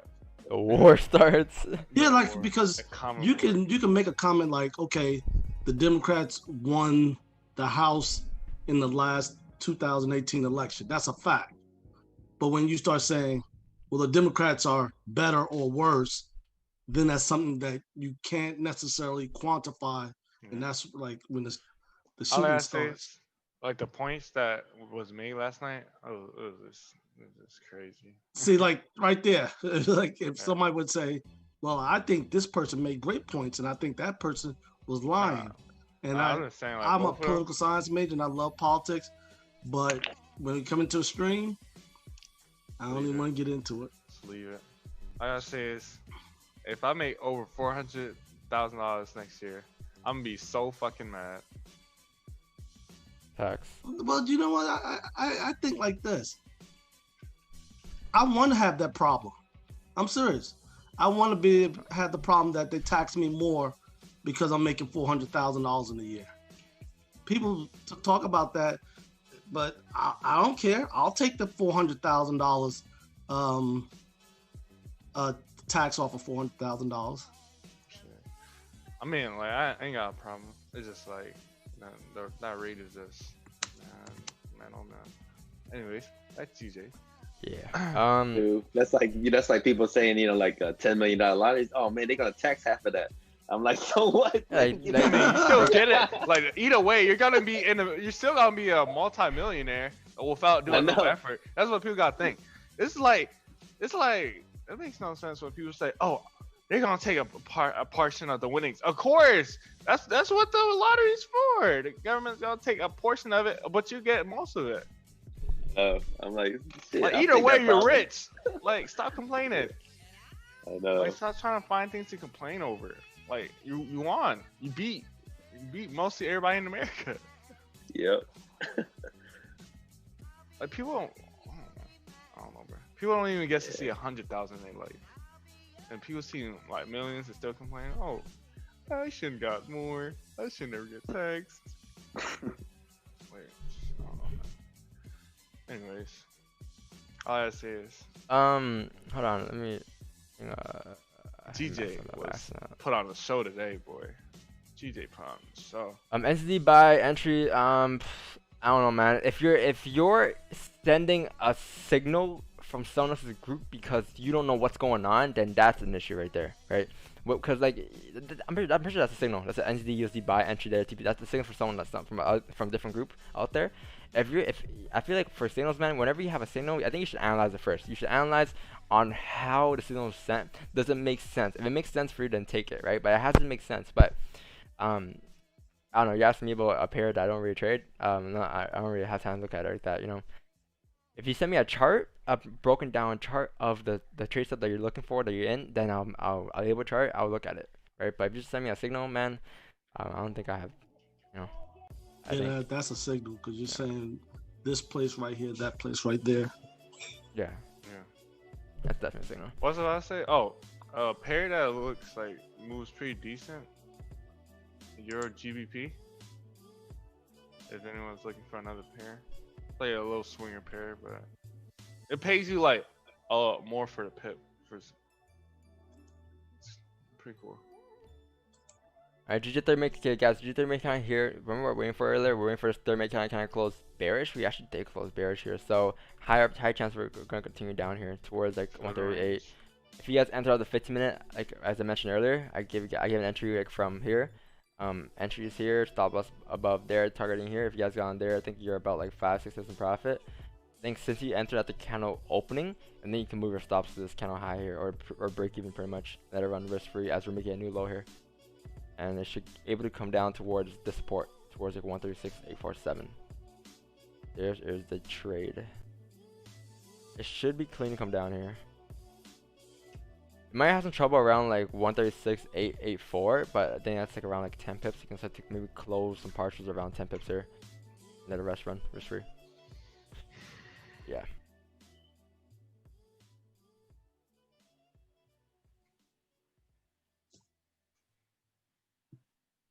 Well, in this end of the road, man. Oh, I'm probably gonna go out and get a pastrami sandwich from Cat's Deli today. Nah, you gotta get. Hey, I'm right. I ain't doing no chop. I'm not doing nobody's chopped cheese. There's sandwich. a video here, and here. If you go into this. Hold on. Let me pull you up. He said. This video. He's like. They mentioned the exact same deli that you just mentioned. I'll show you. Here. They're like. If you want a pastrami sandwich, go to Cat's Deli. If you want a chopped cheese, come to Haji Deli. You never heard of Haji's Deli before? No. Haji? Oh man. I don't know. You're not a real New Yorker, I must say. Damn, he just called you out. You're not a real New Yorker, Sam, right? You're not a real New Yorker, man. He just called you out. What you finna do? You do know it. Okay, so anybody that's not from New York or New York area knows nothing about New York. Manhattan alone, Manhattan Island, 2 million people. Sheesh. Small ass New York, city. the five boroughs of New York, 8 million people. Oh my god. The greater metropolitan area of New York, New Jersey, Connecticut is 24 million people. My god. So what that says is that you are going to have a lot of delis and stuff like that around New York City. And I'm sorry, I just don't I don't know them all. There's only a couple of famous places, but like I said, I've never heard of chopped cheese sandwich. I'm not saying it doesn't exist, obviously so. I'm like somebody said yesterday, it looks like a sloppy Joe sandwich, but I've never heard of a chopped cheese sandwich. I thought he was just talking about like a Philly cheese sandwich. Oh yeah, well, Philly cheesesteak. I mean, yeah, I thought he was just talking about that the whole time. You wouldn't even go to. I mean, you could probably find a good one, but you go to Philadelphia for a Philly cheesesteak. Yeah. But don't go to Geno's or Pat's if you do. Seriously. What happened? Because they're commercialized. I went there because that's what everybody talk about. If anybody talks about a cheesesteak in Philly, they're always gonna mention Geno's and Pat's. I watched a video like a year ago about this guy. He spent the day and went to like 13 different places and got cheesesteaks. He started like 8 in the morning to about 7, 8 o'clock at night. Damn. And you want to go to like the regular old pizzeria or some, off the wall spot to get a Philly cheesesteak. You don't want to go to a commercialized place like Pat's and Geno's. Where their health score is like 70, right? Yeah. Yeah, no, 71. 71. I went to one of those places and they look like a hole in the wall though, to be honest. But yeah, that's the best one. No, I'm talking about Geno's or Pat's. One of those places was like a hole, like it looked like a hole in the wall. Geno's and Pat's, it's just a cheesesteak with cheese whiz on it, and no, thank you. Dang, look at you, it's 30. Heck, if if I had a car, I'd probably, because I don't have anything to do today, I'd go drive down to Philly and go get a cheesesteak. Hold on, I gotta cut you off for a little bit, just a bit. Guys, if you guys got in, I think GJ, we are about 10% profit. I think you could look to maybe close partials here and let a position run risk free towards the target. Or even close the whole entire position at 10 pips here and call it a day on Friday. You know, you ain't gotta let the whole position run. This is the original entry that I gave out here. I gave an entry right here. Stops were Pierce candle. I didn't take it because, you know, I'm done for a day, but, you know, around like 9-10 pips here, look to close here and let it run and close the entire trade out. Close the entire trade out. Or let it run towards the target if you want, right? But target's gonna be a bit down here. But yeah. Man. Ain't no man. Yeah, US30 should continue down here as well. US30 is on close here and like very soon if US30 decides to close like below support here, you're gonna see us continue further down here towards the target, which is around like 2.8, 3.25 levels. It should be pretty clean here. Even gold. Remember how I said gold failed to kind of respect 1911? If that fails to hold, we're gonna come back down to range here towards like 1906 levels. And that's what we did here. That's what gold did. I think today, honestly, it hasn't been that bad. It was a pretty good day, to be honest. Price action wise, everything just made sense. There's a lot of volume that came in. Everything just made perfect sense.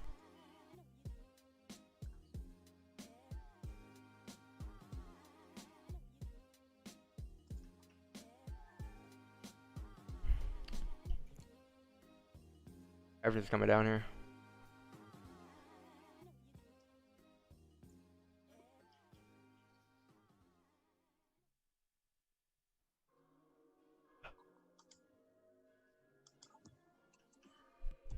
Man.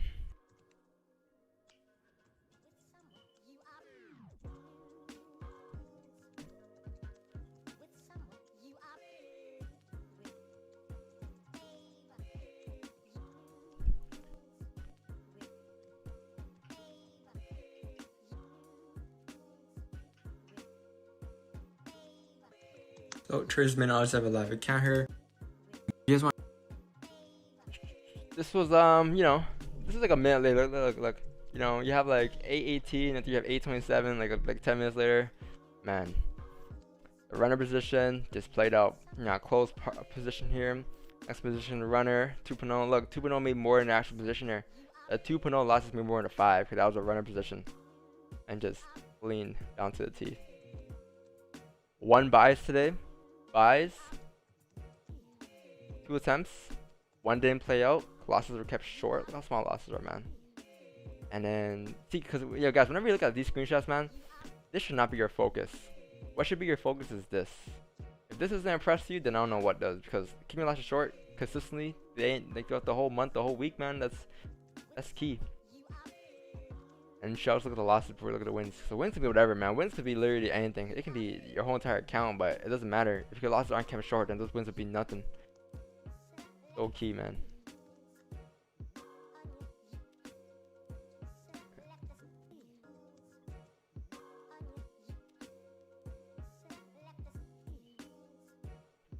And we are coming down towards the target. Whoever got in sell positions here, congratulations. Congratulations. You get in, Jimmy? You were looking at this, no? Where No. you got in? I was looking at it, but no. Yeah, this is just textbook play, man, guys. Textbook play. Whenever you have like a huge move, guys, this is just a general thing that it does. These are 3 things it could do. You know, I mentioned how it can come down and make support here. Resistance to your range, make support here to go up.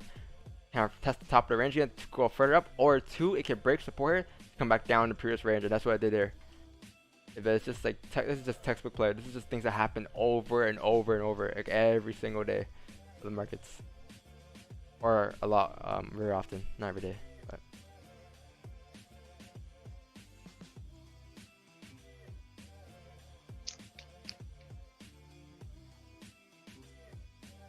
what are the odds I fell asleep at the desk and I'm gonna rush a whole live? Yeah, you missed a lot, man. If you fell asleep before the trade was taken, you missed a lot.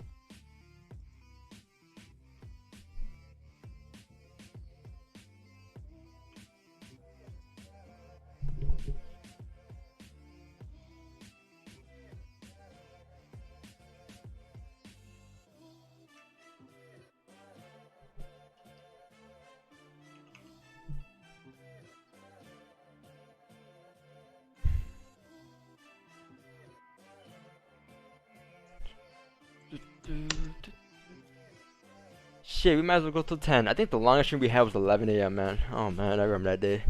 That was a long day. From 6 to 11, only 2 trades taken.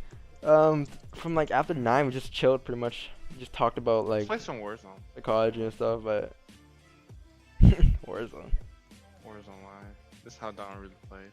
He talks trash to you, right? Says that you. Yeah, just difference between jokes and facts, you know. So whenever I say those things, I mean it. I'm joking. Like a lot. Did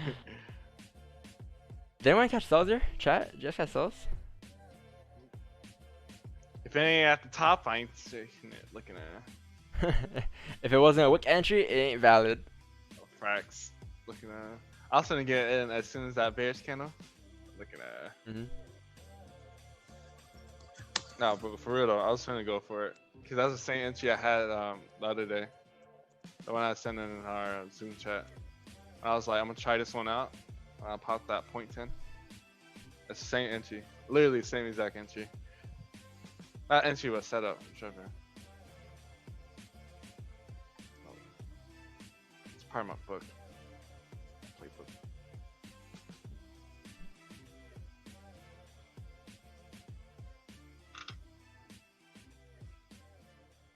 Hey Bryce, how much did you take today? Yeah.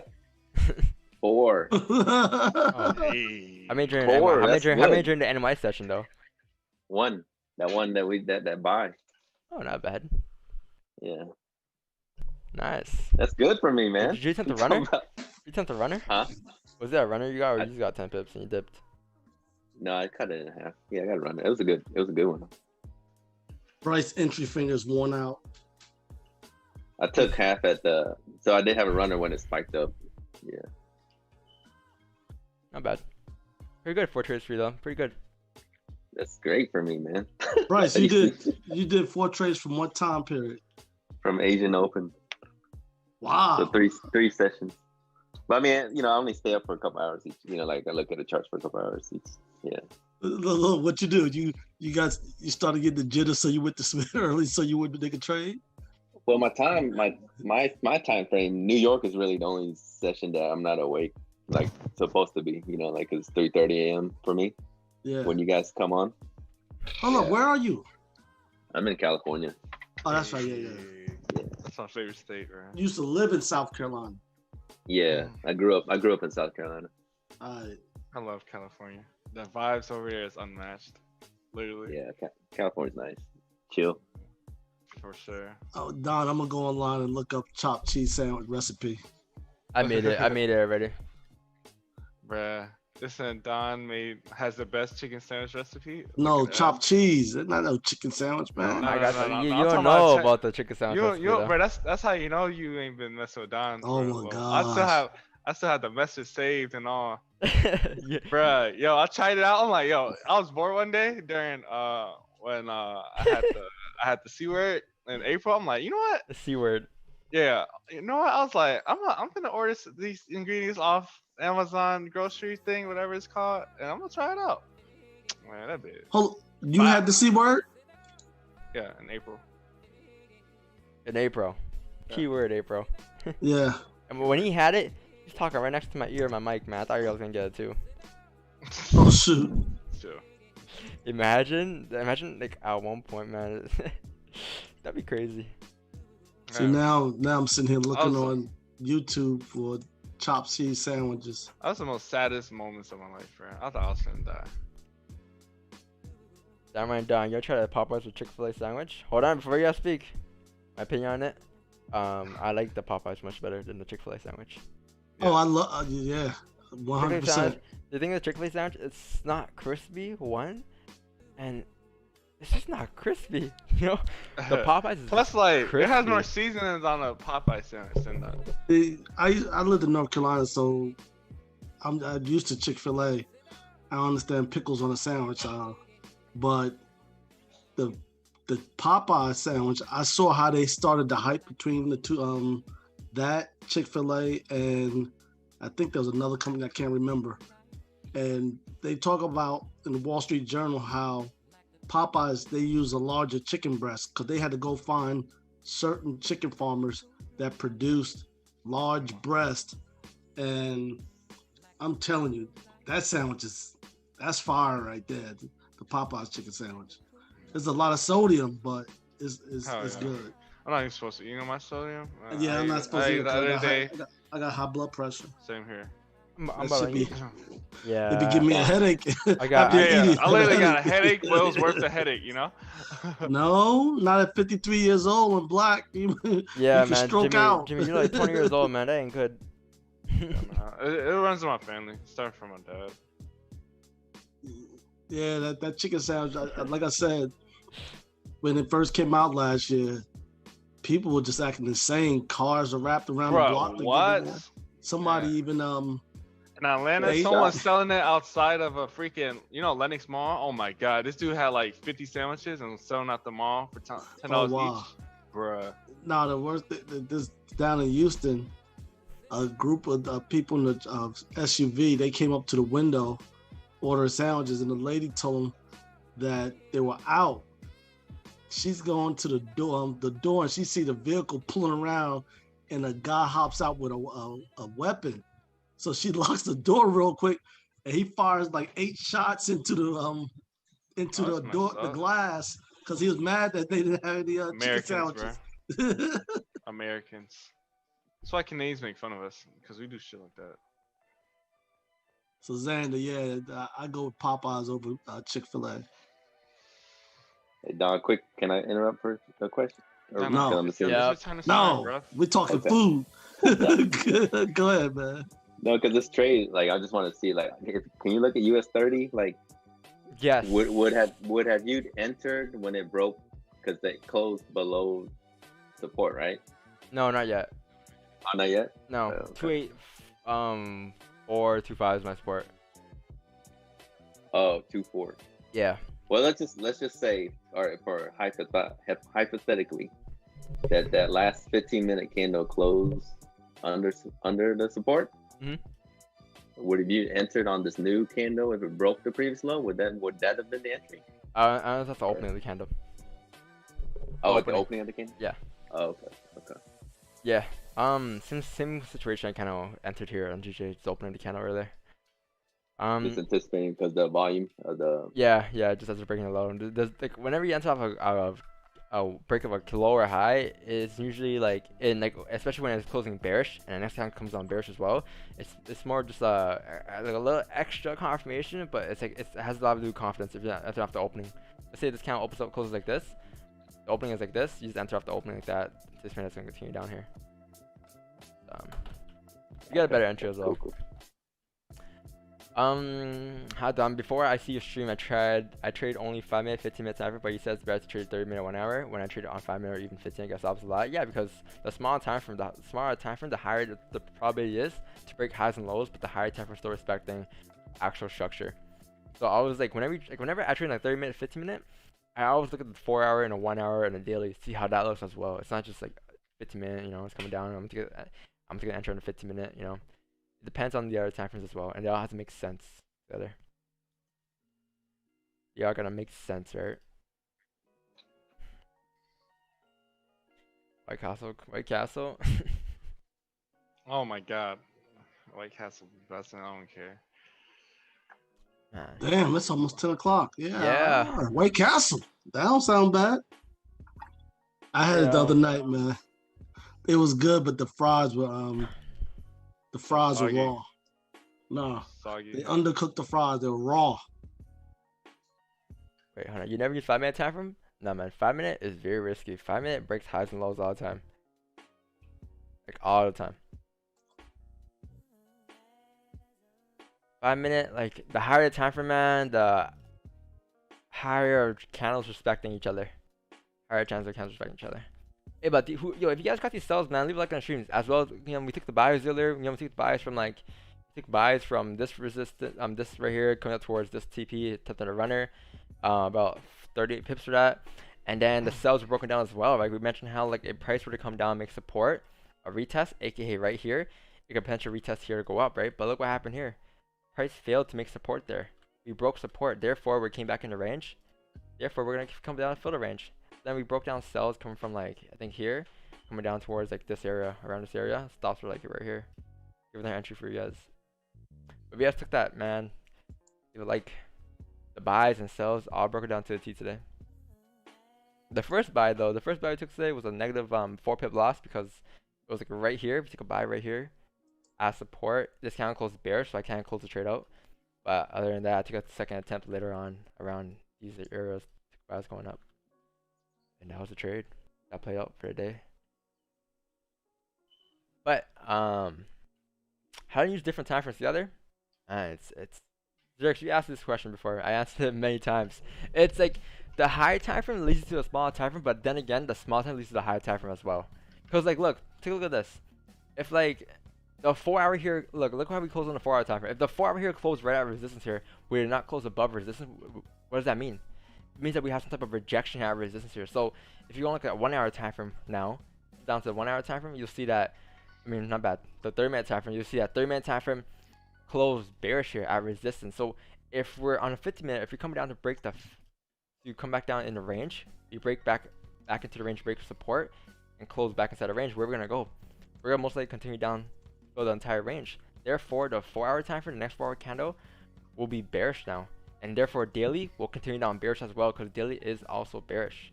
The buys that we caught earlier were to just make a top wick for the daily high here, and then now flip bearish. Obviously that was the high, we flip back bearish. We should continue down. Daily was bearish, right? And then weekly was also well, weekly was currently bullish, but it's like you kind of just gotta look at our time frames and see. You kind of gotta understand the to counts backwards as well, and that, you know, that might be a bit more advanced for you for a lot of traders, because they're, especially when they're new. But I have a whole video on how to read counts backwards and how to understand them inside out.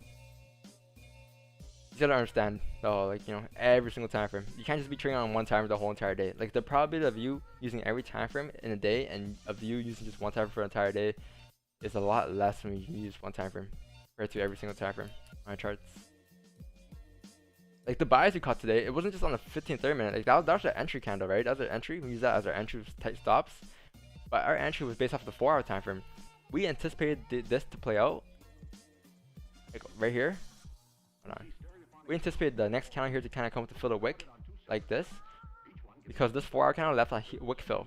And what happened here was price actually came down, closed bullish, made support, closed bullish at support above this resistance here, and then identifying that we were going to continue up here to fill the wick and eventually tap the next resistance, which is here. And that's why we attempted to run this today based on the higher time frame. But our entry was a 15-minute time frame. Right? It wasn't just all based off 15-30 minute. And that requires a lot more experience, obviously, right? But as long as you just practice it, you back test it, practice it, you'll see some type of improvement. Any trades in yet? I'm done for a day. I took 2 trades today. I took a GJ buy, negative 4 pips, and a GJ buy, 38 pips. And that was it. Why didn't you use trend lines always meet support? This is because trend lines could always be changed and always be adjusted to angles. But yeah, I don't use trend lines. But yeah, guys, I think I'm gonna hop off here, man. It's been a long stream. It's been a 4 hour stream almost. I'm pretty tired. You're young. How you tired? Man, not tired, but like your brain can handle so much. Like, you gotta take a break at some point, man. I'm messing, man. I'm messing. Yeah. I know you're messing. But yeah, guys. It's not just he's streaming, trading.